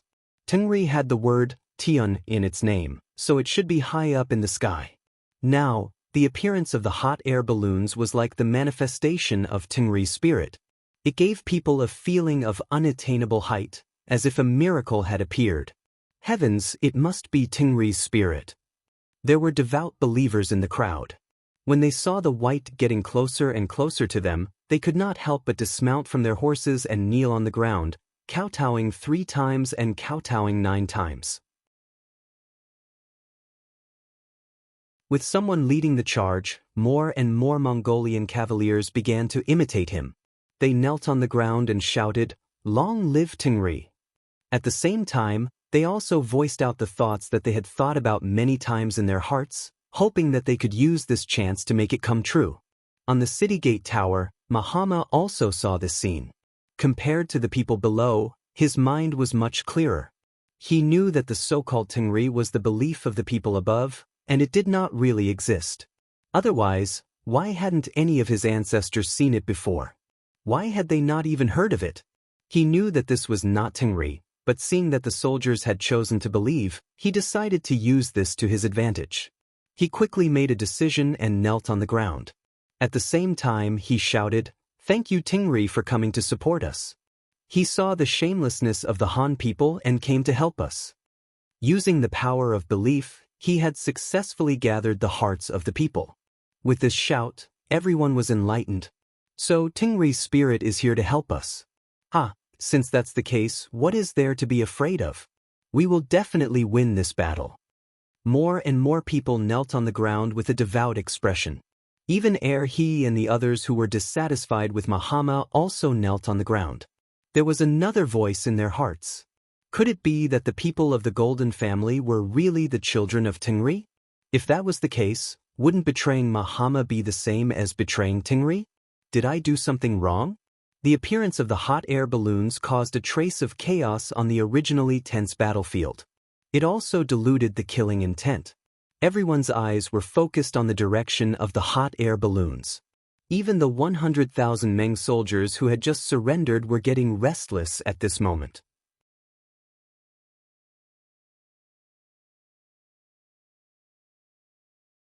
Chapter 1452. Naturally, they believed in the existence of Tingri. Now that they saw that Mahama had attracted the help of Tingri, their thoughts of helping the Han people in the war began to waver. Some people had even reached out to grab their cavalry swords and began to search for the Han army. They looked as if they would draw their swords at any time. Tell them that Tingri is here to help the heavenly Khan. If they don't believe it, things will become clear soon. Yang Chendong noticed the change in the atmosphere of the army and ordered Shibi. At the same time, he said to Tianyu, who was standing at the side, "Commander Tian, send a message to your soldiers." In a while, when Second Yang fires the cannons, they must also throw down explosives on the city gate tower to prove that Longevity Heaven has abandoned Mahama, the spokesperson of the Huang clan. There were many ways to defeat the enemy, and one of them was to destroy the opponent's will. This way, such an opponent would be vulnerable and difficult to deal with. After the order was given, the two commanders immediately went to work. The chaotic aura in the army was temporarily suppressed. In the end, who was right would depend on the final choice of the white dots. In front of the artillery base, 200 field cannons were ready to fire. 8 mortars were also placed on the ground. Beta Persei led everyone to do a final inspection. Second brother, you must be tired after a busy night. Why don't you take a seat and rest for a while? Lin Luan looked at Beta Persei with a bitter face. Although he was begging, he was actually asking for his boss's opinion in his heart. They had agreed last night that the night battle would be handed over to Beta Persei, and he would command the battle during the day. But who would have thought that the other party would be so shameless as to snatch the command during the day? What was the use of him as the artillery commander? Yang Er didn't even turn his head as he carefully inspected the last mortar. When he didn't find any problems, he said, "Captain Lin, I know you have something to say, but this is an order from the young master. I don't dare to disobey it." Seeing that Beta Persei had even brought up Yang Chendong, what else could Lin Luan say? Even if he had 1,000 things to say, he could only hold it in. Seeing that Lin Luan was no longer speaking, Beta Persei knew that he was still angry, but he couldn't vent it out. Thinking that it wouldn't be good to dispel Lin Luan's enthusiasm, he thought for a while and said, "How about this? A total of 208 cannons, each of us will command half of them. In the end, we'll see who has more glorious results. How about that?" Although he couldn't command all of them, getting half of them was already a pretty good result. Lin Luan agreed after a brief consideration. "That's good. In a while, when we bombard New Sarai City, we'll each fire a shot first. Let's see whose shot is more accurate." "Sure." Beta Persei nodded in agreement. He then looked at the position where the Khan flag was standing with his binoculars and began to adjust the scale of the mortar. Lin Luan did the same on the side, stretching out his thumb to measure the direction. From time to time, he would take a closer look with his binoculars to ensure the accuracy of the target. Whether it was Beta Persei or Lin Luan, they were both quietly working at this time. They didn't even look at the hot air balloon that appeared in the sky. For them, this thing was no longer rare. Both of them had even ridden in it before. Now, what they needed to do was to prepare for the bombardment to ensure that the first shot would be a success. Under their countless checks, the hot air balloon moved with the wind, getting closer and closer to the city walls of New Sarai City. When it finally floated above them, it began to descend. Gradually, they passed through the clouds and revealed their true bodies. When more small black dots appeared above the white dots, the true appearance of the hot air balloon began to be revealed. The Mongolians stared at the top of their heads intently, trying to see what Tengri looked like. Putting down his binoculars, Yang Chendong, who had seen everything, took a deep breath, then said in a firm and powerful voice, "The time is right, order the artillery to fire." Fire. The signaller next to him immediately lowered the small red flag in his hand. The artillery signaller, who had been watching this scene for a long time, immediately shouted, "Fire! Fire!" Almost at the same time, Beta Persei and Commander Lin Luan both agreed. Then, the two men's resolute voices sounded at the same time. "Fire!" Boom! Almost at the same time, 2 shells were loaded into the barrel of the cannon. Then, there were 2 roaring explosions.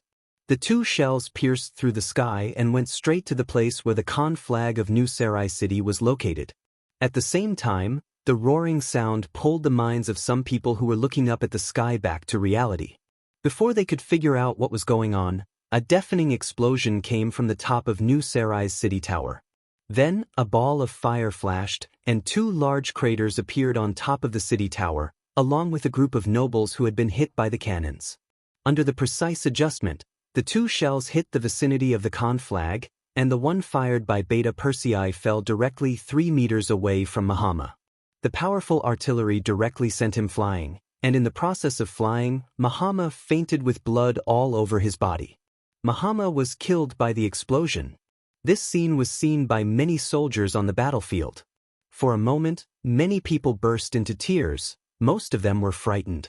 They didn't understand. Didn't Tingri appear? Then why couldn't they protect their Khan? Throw the explosive pack. On the hot air balloon, Division Commander Sun Lixing, who had more or less felt the residual power of the artillery, immediately ordered. Then the explosive pack fell to the ground. At this time, there weren't many important targets on the tower, but the effect of the explosive pack was still incomparable to that of the artillery.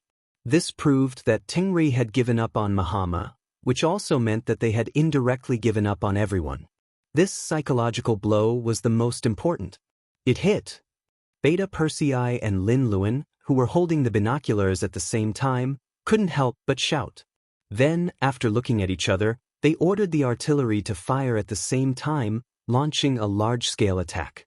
Boom boom boom, boom boom boom.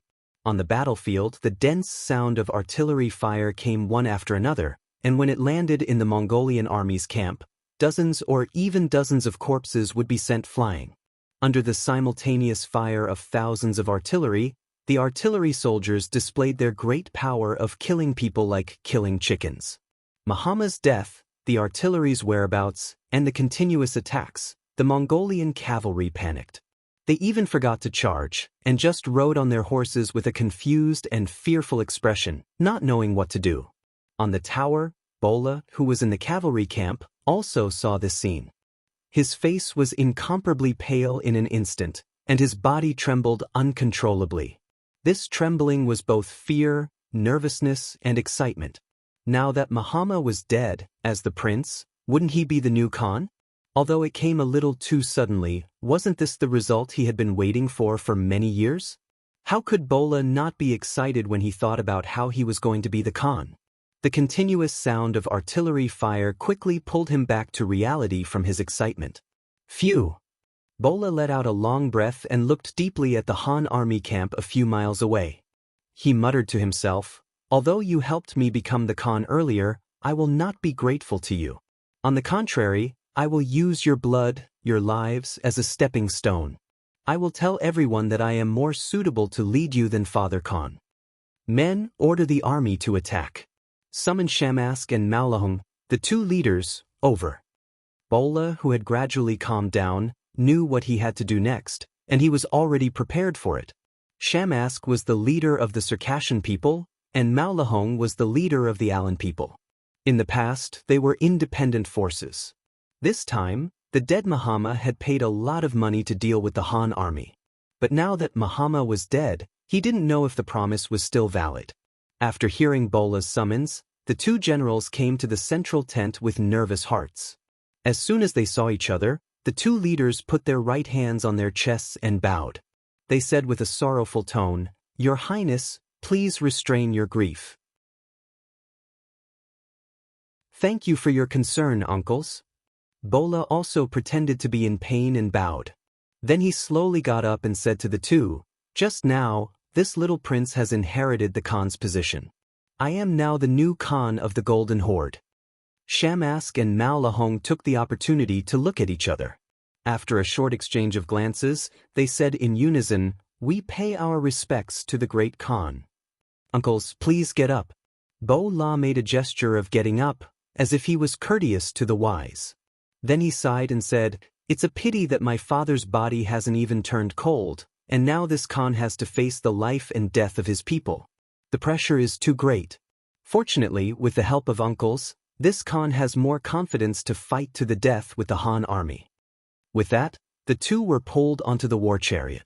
After saying this, Bola quickly noticed that the expressions of the two leaders had turned somewhat ugly. He knew what they were worried about, and in order to prevent the situation from worsening, he spoke again. "Uncles, please don't worry. Father's promise to you will still be fulfilled. Not only that, I am willing to share the spoils of war with you two uncles. How about we each get 50%? Sigh, I'm sure you two uncles can see that once the Golden Horde loses to the Han army, they will soon make a move on you. To be honest, helping me now is helping yourselves." Threats and promises, Bola had said everything he needed to say. His gaze then fell on Shamask and Salamander.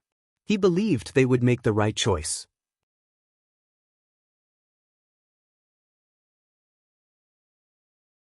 Chapter 1453. If Bo La had said these words before the battle, the two of them might have considered it. But after seeing the power of the enemy's cannons, they treated the Han army as their greatest enemy. None of them had the confidence to win against such an opponent. Only if the three of them worked together would they have a higher chance of winning. They already had this intention, and now that Bo La had offered to split the spoils, how could the two not agree? They immediately cupped their fists and said, "Good. If that's the case, then we will follow the Great Khan to destroy the Han army and show the might of the Mongolian army." How good. With the help of the two uncles, we will definitely win this battle.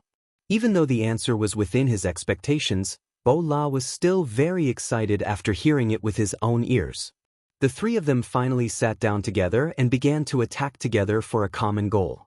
The three of them discussed the direction of their attack and said goodbye to each other before returning to their respective camps. Of course, at this time, the Great Khan and the two leaders had already changed into the battle robes of ordinary soldiers. With Muhammad's example, they wouldn't casually expose their targets. At the same time, the Mongolian cavalry of the Golden Horde had already launched continuous attacks. Even though it was only a small-scale charge, Yang Chendong did not underestimate the enemy. He ordered the army to be prepared and only use the cannons to receive the enemy's attacks. At the same time, he was also waiting for the enemy's reaction. There were only two kinds of reactions. The first was to fight, and the second was to flee. If it was the latter, Yang Chendong would have a headache. After all, this place was vast. If the main force of the Mongolian army escaped, it would not be easy to catch them again. On the other hand, if they were to fight, it would be an extremely stressful situation for them to have more than 500,000 against his 200,000. Sixth young master, look, they're moving. The cavalry is pressing forward. Qiu Vi, the leader of the Black Cavalry, had always been sharp. He immediately noticed the change in the enemy's formation and immediately shouted. Yang Chendong's eyes were deep as he looked forward. The white dragon under him seemed to sense his master's anxiety and began to snort. Sixth young master, should we order the cavalry to launch a countercharge? Seeing that the enemy's cavalry was getting closer and closer to them, and there seemed to be an endless number of them, the Saber Battalion commander felt the pressure and asked for instructions from the side. Yang Chendong remained silent. He was still waiting. In this battle, Yang Chendong relied on the strength of his firearms. If he were to compete in numbers, he would soon be at a disadvantage. Even if he could win in the later stages, it would be a Pyrrhic victory. This was not what Yang Chendong wanted. Seeing that Yang Chendong didn't say anything, Shi Bi and the others had no choice but to stand to the side and wait. At the same time, they anxiously watched the battlefield. In the face of a cavalry charge, the one who made the first move would usually have the upper hand. After all, a warhorse would need a period of time to exert its advantage. If it waited for the enemy to arrive in front of it before launching a counterattack, it would already be at a disadvantage. The Central Army was not in a hurry and did not issue any orders. Many of the cavalry generals had anxious looks on their faces. However, only the 2nd Cold Front Division and the officers and soldiers had excited looks on their faces. Considering that their shooting range was limited, if the cavalry charged, it would mean that they had nothing to do. No matter how capable they would not be able to display their abilities. However, they were facing cavalry. The enemy's speed was very fast. If they were not careful, they would lose their advantage when the enemy reached them. Therefore, not every commander could remain calm in the face of danger and unfavorable situations that might occur. Yang Chendong was undoubtedly an excellent commander, so he believed in the battle of the Cold Front Division. He believed that the soldiers could use their powerful firearms to suppress the enemy's charge. Since the 6th young master believed in him so much, Xiao Feng had no reason not to perform well. Everyone, check your guns one last time. Listen to my orders. If the enemy enters the range of 500 meters, fire back. Don't save your bullets for me. Fight with all your might. Whoever dares to place the enemy in front of us, I'll punish them when I return. Just wait for them to retire from active duty after this battle." Xiao Feng looked at the countless Mongolian cavaliers who were getting closer and closer, and his eyes were a little red as he shouted. The importance of this battle was self-evident. He was afraid that the soldiers below would become arrogant. At this moment, Xiao Feng had no choice but to give them a warning and show them respect. The threat of retirement was enough to shock all the soldiers. After all, the treatment of the Cold Front Division was very good. No one in the 5-star army could compare to it. Whether it was the benefits or social status, who knew how many people were envious of them? If they were kicked out because of this, they would not have the face to see anyone. Xiao Feng was ruthless, and the officers and soldiers below all became very serious. Many of them obediently checked the guns in their hands and the 8 basic ammunition beside them. Then they held their breaths and stared at the front. They were silently calculating whether the distance between them and the enemy was within their shooting range. The cannons were still firing, and they did not fall into the Mongolian army in a fixed direction. However, the effectiveness of 208 cannons against over 500,000 cavalrymen was limited. Even though Beta Persei and Lin Luan had continuously ordered people to pour water on the cannons to cool them down, the temperature of the cannons was still high. "Damn it," Beta Persei cursed as he looked at the enemy cavalry that was getting closer and closer to the cannons. He originally thought that with the advantage of the cannons, no matter how strong the Mongolian cavalry was, they would be defeated in an instant. However, who would have thought that they would start a countercharge and completely ignore the cannons? "Men, go and raise the cannons. Don't stop, continue firing. I don't believe that these people are not afraid of death." Knowing that the cannons could not change the entire situation, Beta Persei also gave up on the idea of using the cannons to defend against the enemy. He decided to calm down and do a good job of commanding the cannons to create more conditions for the army to counterattack. The cannons were already helpless. This was because the enemy was too close, and the process of firing the cannons required a lot of time. In comparison, the firearms did not have such a problem. With the light and heavy machine guns and the Type 95 that could fire in bursts and bursts, they were only afraid that the enemy's numbers were too small. All the soldiers of the Cold Front looked forward excitedly, waiting for the enemy to come closer. However, the Mongolian cavalry was getting closer and closer to them. 2 miles, 1.5 miles. Finally, they were within 1 mile of the enemy. The Mongolian cavalry that came in a straight line took up the entire battlefield. As far as the eye could see, there were enemies everywhere. In such an environment, the soldiers of the Cold Front did not even need to aim. They only needed to fire their bullets and they would hit an enemy. Fire! When they saw that the Mongolian cavaliers were within their firing range, Xiao Feng, who had been waiting for a long time, could not help but shout out the order to open fire. Thousands of long spears were fired at the same time, and they fired at the Mongolian cavaliers who were charging over to vent their anger. Following the sound of gunfire, row after row of Mongolian cavalrymen fell from their horses or fell to the ground with their horses. The bullets pierced through the air and drilled into the bodies of the cavalry and war horses. At the same time, they also took the lives of the cavalry. At that moment, life was so fragile. At that moment, life was as cheap as grass. At that moment, life was flowing away like water. Under the sound of gunfire, the Mongolian cavalry's charge was stopped. The Mongolian cavalry that charged at the front fell like chives that were being cut. Then, they were replaced by another batch. The only difference was that the ground was covered with a layer of corpses, and there was a pungent smell of blood. Phew! When the mercenary commander and the others saw this scene, they all heaved a sigh of relief. Just now, they were really worried. If the Cold Front could not stop these cavalry, the consequences would be unimaginable. Once the enemy cavalry reached them, even if the king's flag was here, the army would not be able to escape. In this kind of battle, once the morale was gone, once they started to retreat, no one would be able to turn the situation around. Just now, the mercenary commander had even made the decision to protect Yang Chendong and retreat. Fortunately, the worst-case scenario did not happen. The Cold Front was indeed the most elite of the 5-star corps. They did not disappoint and finally blocked the enemy's attack. They suppressed the enemy's arrogant aura and suppressed the enemy's arrogant flames. The 5-star flag was still there, and it calmed the hearts of the soldiers. It allowed them to not choose to escape when the danger was near.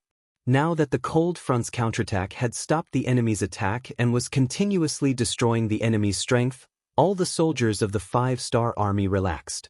Then, they stared at the battlefield without blinking. At the same time, they would occasionally look at the king's flag and wait for the order to counterattack. The soldiers of the 5-star army relaxed, and in return, the expressions of the Mongol cavalry changed drastically. They were in great pain.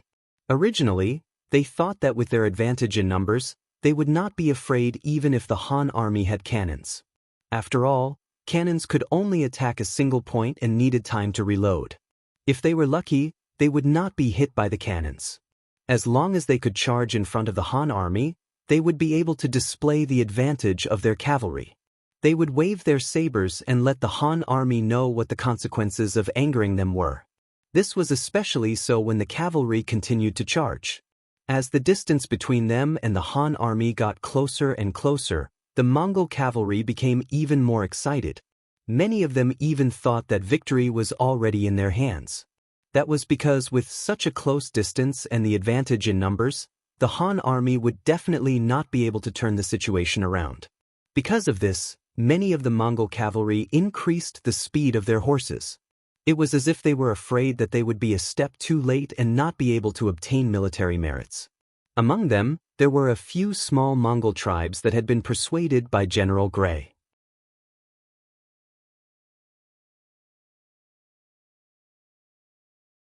Chapter 1454. They had met with Gray before and agreed to help the 5-star army. However, seeing the situation on the battlefield change, seeing that the Han army was about to be finished, how could they still care about such things? This was the human heart. Never expect promises to be useful, and never take agreements too seriously. When you are weak, even a dog may come and trample on you. Of course, not everyone was like this. Take Erhek for example. He led his tribe behind. Since he had agreed to help Gray, he could not go back on his word. More importantly, Erhek did not think that the Han army would be defeated so easily. If that was the case, why would he send troops to fight the Golden Horde? With everyone having different thoughts, the 3 marshals of the Mongol army all had their own thoughts. Shamask, the leader of the Cherkass people, and Mao Lahong, the leader of the Alans, had the intention of retreating. Under the constant barrage of cannon fire, they were suffering losses. They thought that as long as the cavalry charged into the Han army, they would be able to turn the situation around. Not only would they win, but they would also be able to get their hands on the powerful cannons. But who would have thought that in addition to the power of the cannons, the other party's muskets were also so powerful that they were able to stop the cavalry's charge? It was as if a natural dividing line had been drawn, and whoever crossed it would die. He watched as his subordinates charged forward and died one by one, and 2 by 2 died. In a short period of time, tens of thousands of cavalry died in the charge. Shamask and Mao Lahong's expressions changed. They began to feel fear. Unknown death was the most terrifying thing. Since they didn't know how long the Han muskets could last, Shamask and Mao Lahong didn't know if they should continue gambling. After all, the stakes were too high. If they failed, there would be no chance of a comeback. Shamask and Mao Lahong's expressions changed. Kagan Bola sneered and said, "Uncles, we have no way out now. You all participated in the operation against the Han army. Do you think that if the Golden Horde loses, they will let you go?" This. Shamask and Mao Lahong frowned. They did not know how to answer. Seeing that the time had come, Bo Lal said urgently, "All right, there are some things that can't be undone. It's still the same words, life and death is right in front of us. If we can't defeat the Han army, then our decades of hard work and effort will go to waste.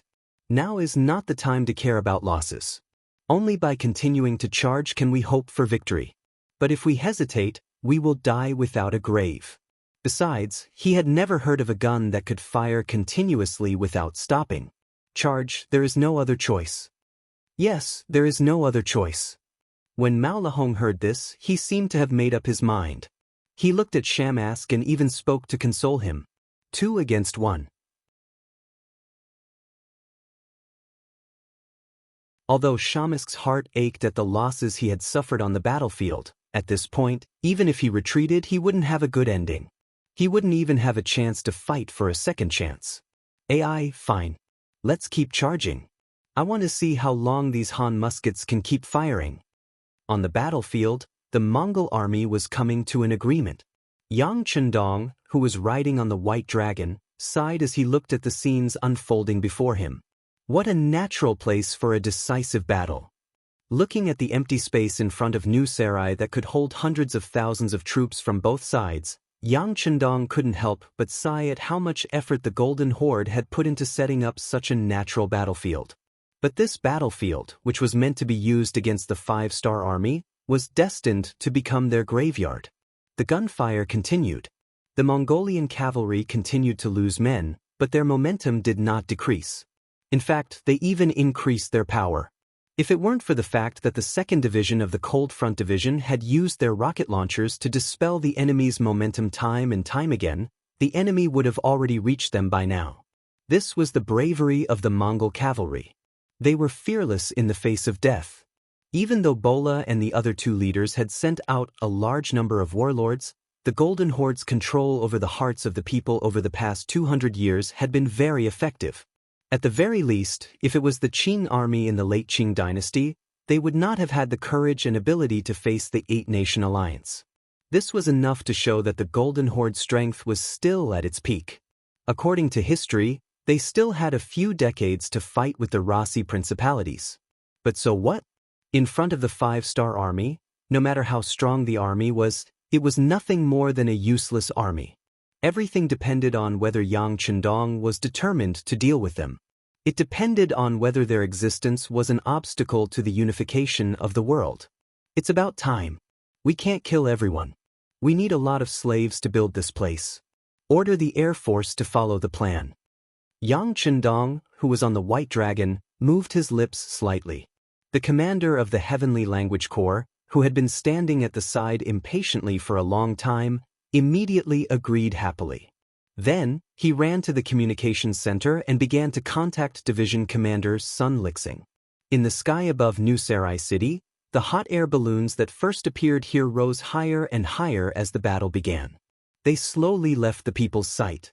However, they did not really leave. Instead, they hid themselves and waited for an opportunity. They were waiting for the order to attack. Finally, after about 2 hours, Division Commander Sun Lixing, who was on a hot air balloon, received the order from Commander Tianyu. The moment he saw the contents of the telegram, he was very excited. He immediately said to the flag bearer beside him, "Raise the flag, order the operation to begin." The Air Force soldiers who had been waiting impatiently in the air were waiting for this order. After seeing the command from the hot air balloon, they excitedly lowered the altitude of the hot air balloon left and right, constantly searching for the target in the process.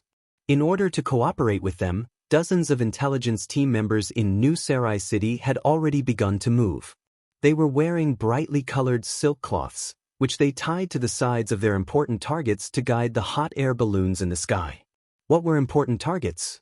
When 2 armies fought, before the soldiers and horses moved, the provisions would move first. The most important thing was, of course, food. As long as the army's provisions were destroyed, the soldiers would have no food.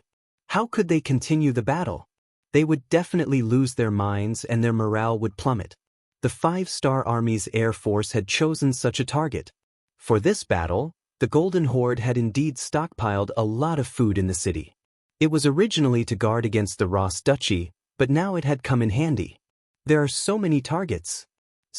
There is a lot of food among them. It would be a pity if they were all destroyed. Sun Lixing sat in the hot air balloon and held a telescope. He looked down from above and then shook his head. His face was filled with reluctance. "Division Master, give the order. The soldiers can't wait any longer." A messenger beside him, who was also a thrower, urged in a low voice. He had already chosen his target.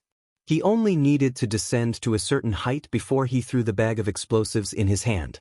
"Okay, Order each company to find the nearest target and attack randomly. Sun Lixing nodded. This was not the time to be merciful. War was like this. Most of the time, if you didn't kill others, others would kill you. There was always a result. Often, before such a result appeared, there would be endless killing.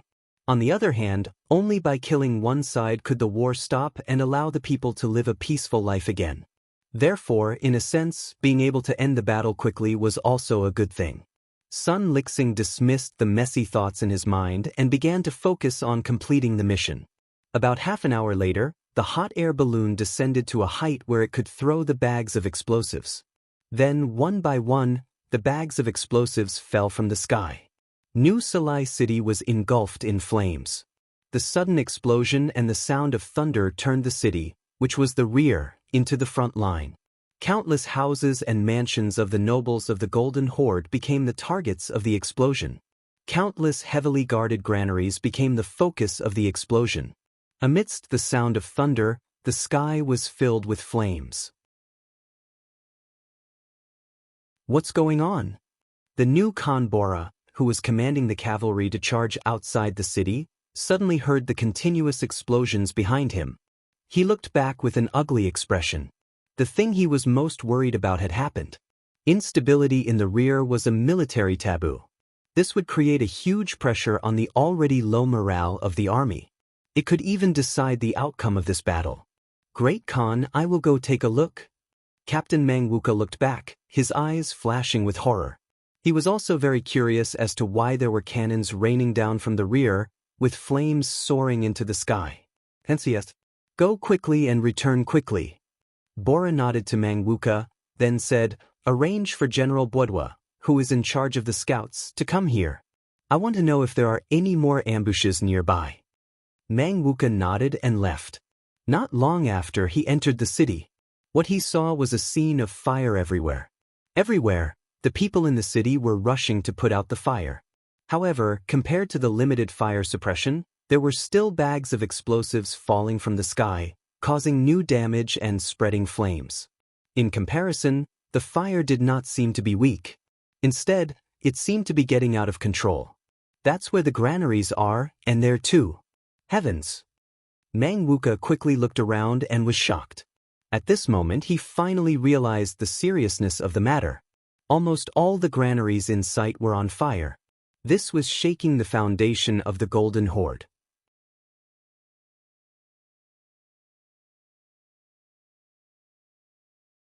Chapter 1455. Quickly arrange for people to put out the fire. As he shouted, Mengwok turned around and galloped away.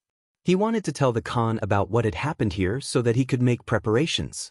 Just as Mengwok galloped towards the city, Yang Chendong, who was riding on the white dragon, saw the flames in New Salai City. He knew that the Air Force had made a move. He knew that the plan to take drastic measures to deal with the situation had finally come to fruition. It's time to end this. Tell General Gray that he can start his plan. Yang Chendong's gaze was still calm as he spoke in a calm voice. The Black Cavalry had already received the order and spread the word. General Gray, who had been waiting in the army for a long time, also saw the flames in New Salai City.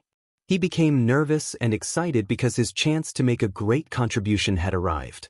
However, he was still faintly worried in his heart. He didn't know if Yang Chendong would give him this chance to make a contribution.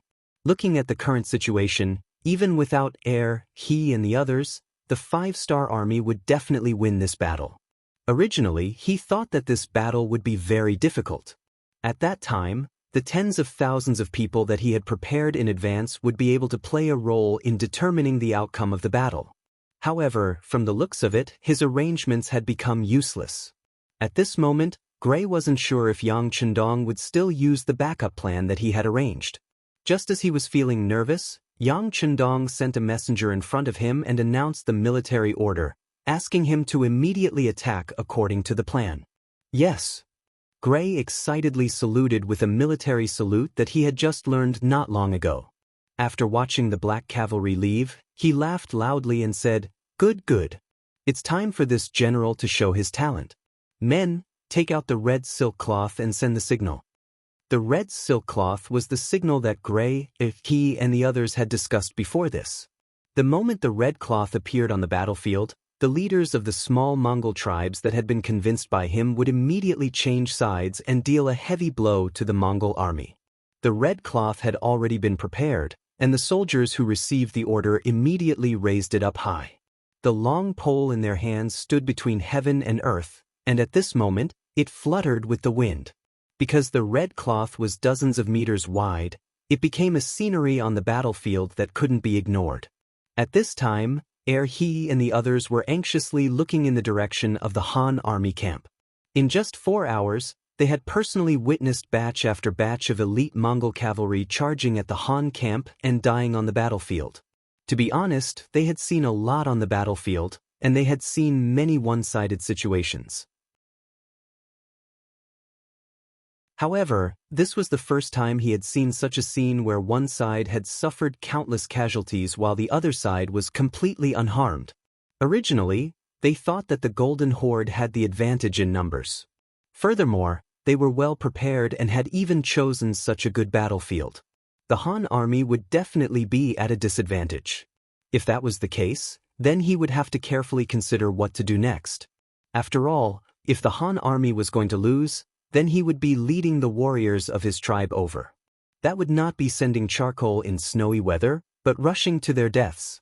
He was originally very worried, as he never thought that the Churkas and Alans would appear on the battlefield to help the Golden Horde deal with the Han army. However, he had already promised Gru, and had even accepted his silver. If he were to go back on his word now, wouldn't he become a disloyal and unjust person? As for what to do, he was in a difficult position. Even though he saw that the Han army had powerful cannons that he did not know of, he did not see any hope. In the past, when they fought against the White Russians, they had also used cannons. However, in the end, they did not gain any advantage. Furthermore, the Golden Horde had spent a lot of money this time, inviting so many helpers. How long could the Han army last? Once the cavalry charged in front of the cannons, they would no longer have the advantage and would be slaughtered by the Mongol cavalry. Just as he was feeling conflicted, the might of the 5-star army's muskets appeared. They actually formed a strong and dense net, making it impossible for anyone to charge in. Who knew how many elite cavalry had died because of this? When he saw this scene, he finally relaxed a lot. At the same time, he finally saw the strength of the Han army. At the same time, he began to worry that such a strong Han army would not be able to accept him. Humans were often such contradictory entities. When they had no money, they wanted to have money. When they had money, they would worry about not having money. He, who had unknowingly become the Emperor of Conflict, would occasionally look towards the Han army camp, waiting for General Gray to send him a signal. Unknowingly, a layer of cold sweat had appeared on his forehead. He had already noticed that as time went by, more and more cavalrymen died on the battlefield. Even though he and his tribe had been prepared for this since a long time ago and were at the edge of the battlefield, the recruitment of soldiers had already begun and were heading towards them. It could be seen that in at most an hour, it would be his tribe's turn to send out troops. If that was the case, what would he do? Resist? Facing the Mongol army, which was tens of times his tribe's size, he would definitely not be able to gain an advantage. Attack the 5-star army? He was afraid that the other party's gun wouldn't have eyes and would really shoot him to death. What should I do? What should I do? General Gray, what exactly are you thinking? He, who was feeling extremely anxious, focused all of his attention on the Han army camp. He could not care about anything else. He only wanted to take action the moment General Gray sent out the signal. This was also a way to save himself. Finally, amidst his anticipation, the large piece of red cloth that he had been thinking about appeared in the Han army camp. Signal, the signal has finally been sent. Warriors of the tribe, wrap the white cloth around your arms and follow me to kill. He, who had been waiting impatiently for a long time, after confirming that his eyes were not playing tricks on him, how could he continue waiting? He immediately shouted and led the 5,000 warriors from his tribe to charge at the Mongol cavalry around them. At the same time, A few Mongolian cavaliers who also had white cloth on their shoulders raised their sabers and suddenly attacked their allies who were caught off guard and did not have white cloth on their shoulders. The actions of He and the others caused the already low morale of the Mongol army to become even more chaotic, causing their morale to drop to a freezing point. Before many of them could even understand what was going on, their bodies had already been sliced by the sabers, causing them to fall to the ground. The Mongol army became chaotic, and the chaos started from the rear. This scene fell into the eyes of Yang Chendong, who was carefully observing the situation. He could not help but put down his binoculars and laughed. Very good. Even a sturdy fortress is afraid of collapsing from the inside. After sighing, Yang Chendong's right hand grabbed the sharp saber by his waist. With a flick of his wrist, the saber was raised. At the same time, his shout rang out, "Warriors, the Mongol army's rations have already been destroyed by our air force. Now that they have started to fight amongst themselves, it is time for us to retaliate. This king gives the order, charge. Charge!"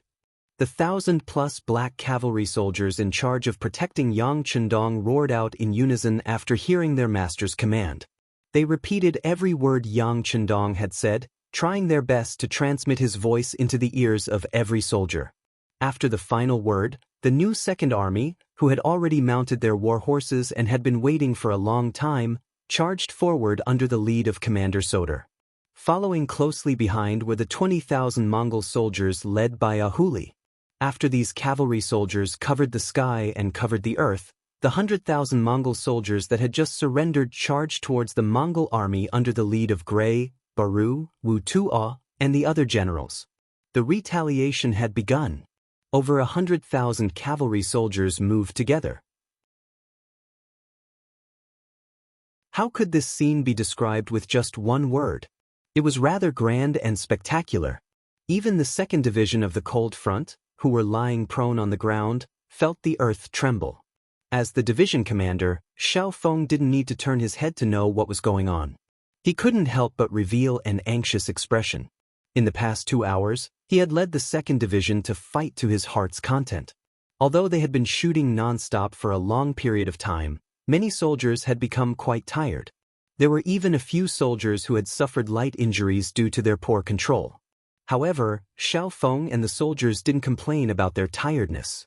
Seeing the Mongol cavalry fall one by one under the muzzle of their guns, they felt both pain and joy. If they continued fighting like this, Xiao Feng could even boast that there wouldn't be any problems leaving these enemies to the soldiers of the 2nd Division. However, at this moment, the cavalry soldiers of the Cold Front had begun their charge. This also meant that his thoughts of taking all the credit for himself had been shattered. He had already thought that it was impossible to leave these enemies to the 2nd Division. After all, the 6th young master didn't just want to defeat the enemy. He also wanted to obtain this place and construct it. Once all the strong men died in battle, who knew how many years it would take to redevelop this place? However, even if he knew all this, the moment he saw the cavalry charge, Xiao Feng still felt a deep sense of loss in his heart. He knew better than anyone that once the cavalry charged, the Cold Front soldiers wouldn't be able to do anything. When both sides were fighting, the Cold Front soldiers didn't dare to fire casually. What if they hurt their comrades? Furthermore, the cavalry was running. It would be strange if they could keep up. He knew that he didn't have many chances left. Xiao Feng's heart skipped a beat. He simply got up from the ground and started shooting with the light machine gun in his hand while taking large strides forward. "Kill all of you, die!" Xiao Feng, who was holding the light machine gun, made use of every second to initiate an attack. He fired towards the Mongol cavalry.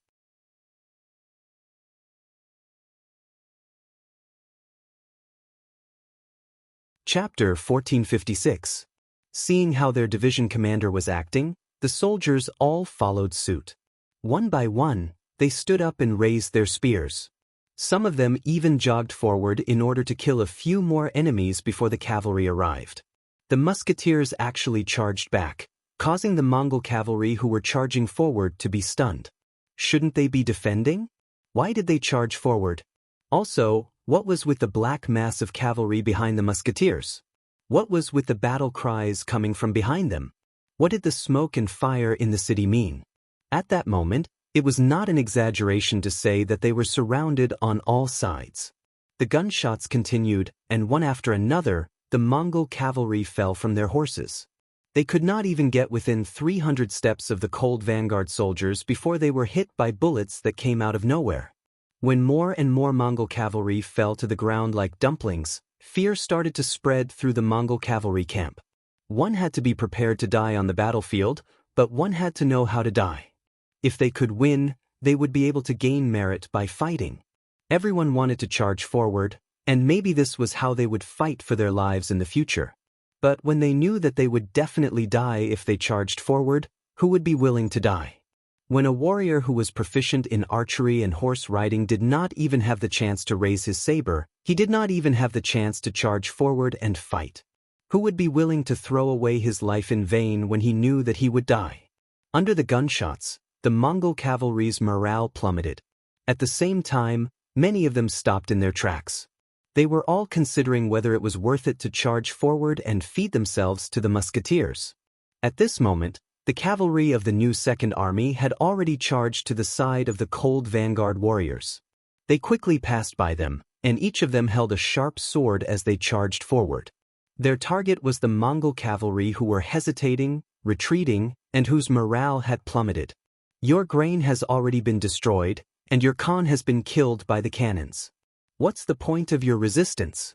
Those who surrender will live, and those who resist will die. While launching an attack, he did not forget to shout loudly to persuade them to surrender. Shirbi knew Yang Chendong's strategy very well, and he also knew the significance of these strong Mongolian cavaliers to the construction of this place in the future. With the thought of not killing them if he could capture them alive, before the new Second Army led by Shirbi arrived, his shouts had already reached them. The Mongolian cavalry did not have the heart to fight back. When they heard the shouts in Mongolian and saw the chaotic scene behind them and the fireworks in New Salai City, a warrior finally could not stand the pressure and threw the scimitar in his hand to the ground. He also jumped down from his warhorse. "Don't kill me, I surrender. Don't kill us, we surrender." After the first, there was a second, a third, and then a third. Then, there was the scene of the cavalrymen dismounting and surrendering. There were not only cavalry from the Golden Horde, but also from the Cherkass and Alans. Seeing that the general situation was about to change, they were forced to abandon their sabers and surrender. In front of absolute strength, resistance was useless. The most important thing was to think of a way to survive. The Five-Star Army's cavalry charged into the Mongolian cavalry like a whirlwind. Following their arrival, the cavalrymen dismounted and surrendered. Of course, there were also some who refused to surrender. However, whenever they met such people, the new Second Army soldiers would not hesitate to cut them down. At this moment, they did not have the time to do any psychological work with the enemy. If they surrendered, they would live. If they did not surrender, they would die. Their morale was greatly boosted. The new Second Army soldiers, who had long wanted to show off, had high morale. They charged into the enemy like a dragon entering the ocean. Wherever they went, they would either surrender or die. Wherever they went, they did not look at any of the cavalrymen on their warhorses. For a long time, the new Second Army had been labeled as a rebel army. Although they had gone through an investigation and Yang Chendong had even said that the new Second Army was a good army with no problems, it was still not a good army. However, it was inevitable that there would be people who would point fingers at them behind their backs. As the commander of the army, Shibi was undoubtedly the one who was under the most pressure. He had wanted to change this situation more than once, but he could not find the right opportunity. Finally, the new Second Army's hesitation on sending troops to the far eastern province attracted Yang Chendong's dissatisfaction. This also gave the new Second Army a chance. Ever since they knew that they were going to follow Yang Chendong into battle, all the commanders of the new Second Army, including Shibi, had been waiting for a chance to avenge themselves. Finally, along the way, the new Second Army had shown enough strength to prove that they were brave warriors. At the same time, they also received another promise from Yang Chendong. After the Golden Horde and the Rasi principalities were destroyed, the new Second Army would become the new Second Army, just like the new First Army. When they received this news, all the generals and soldiers of the new Second Army, including Shibi, became excited. Everyone knew that the expansion of the army would affect countless benefits. A soldier could be promoted to an officer, an ordinary officer could be promoted to an intermediate officer, and so on. There would be countless benefits. The opportunity to perform meritorious deeds and be rewarded was right in front of them. For this opportunity to come, and also to be able to turn their ideas into reality, the new Second Army had been holding back a lot of energy since the beginning of the war. They wanted to defeat the Golden Horde, then the Rossi Principalities, and make the new Second Army a real army. They wanted to witness this part of history. With such a huge motivation, how could the soldiers not give it their all? Not to mention, the 5-star army had completely grasped the initiative on the battlefield. With the right time, the right place, and the right people, the new Second Army attacked. Like a tiger out of its cage, they gave off an unstoppable aura as soon as they entered the battlefield. The new Second Army charged into the battlefield. With high morale and firm ideals, their charging speed was very fast, completely catching the Mongolian army off guard. It didn't take long for them to collide with a patrol team. The patrol team on the battlefield was set up to prevent soldiers from being afraid of death. They had the right to kill anyone who retreated on the battlefield, which was why they were very powerful. However, being powerful didn't mean that they were powerful. They were just relying on their special status, so no one dared to attack them. That was why the army that charged out didn't dare to turn back. This didn't mean that they were stronger than others. In fact, many of them were just average. When such an army collided with the high morale of the new Second Army, the result was predictable. Almost at the moment when the two sides collided, the outcome was already decided. When the patrol team faced the 5-star army that dared to attack them, they didn't have any special privileges. All they had was to be cut down. When the raised sabers landed on their bodies and cut into their flesh, causing fresh blood to flow out, the patrol team members realized that they were just ordinary people. They weren't made of iron, and when a saber pierced into their flesh, they would feel pain. They would bleed and they would die. After a series of collisions, the patrol team's courage was shattered, and their formation was quickly broken. The new Second Army treated them like they were nothing and continued to charge into the middle of the Mongol army that was already in chaos. When the patrol team thought that the danger had passed, Ahuli brought 20,000 White Russians and charged over. Facing the scattered Mongolian patrol team, they didn't show any mercy and didn't intend to let them go. Instead, they charged at them, forcing most of the patrol team members to kneel and beg to surrender. Reality proved that those who didn't want others to surrender would often be the first to surrender. This was what they meant by embezzlement. Just as the 20,000 White Russians took care of the patrol team, the 100,000 Mongolian soldiers charged into the battlefield. When the cavalry saw that there were either corpses or captives kneeling on the ground, they became anxious. The 5-star army had prepared great rewards for their contributions. Now that they had fallen behind, how could they be willing to give up? As such, when they passed by the patrol team, they glanced at the 20,000 White Russians and continued to charge forward. Although they were the last to set off, they wanted to charge to the front and be the first to meet the enemy. This was the effect of morale, and also the power of capital. When given enough benefits, soldiers would fight with their lives on the line. One was active, while the other was passive, so the effects were naturally different. When the 100,000 soldiers who wanted to contribute charged towards the Mongol army, it was truly a majestic sight, and no one could stop them. Before the 100,000 Mongolian soldiers arrived, Shibi led the new Second Army, while Ahuli led the 20,000 White Russians and charged into the Mongolian army. As they entered, the news of the rations being destroyed in New Sarai city spread like wildfire. We don't even have rations anymore, so why are we still working for them? Why don't we just rebel and follow the Han army? At least we'll have food to eat and won't starve. He and the others were very useful at this moment. Especially when these words were shouted out by a few tribes, it had a huge impact. When some people heard this, they couldn't help but consider whether they would be able to survive if they continued to follow the Golden Horde. In contrast, the Churkas and the Allans did not have such worries. Both sides were in a cooperative relationship, so they didn't have to worry about who belonged to whom. Now that they heard that the rations had been destroyed, they were the first to protest. You're tuning in to the Wang Lin's Journey YouTube channel. Don't forget to subscribe and join us on this journey to catch the most captivating stories.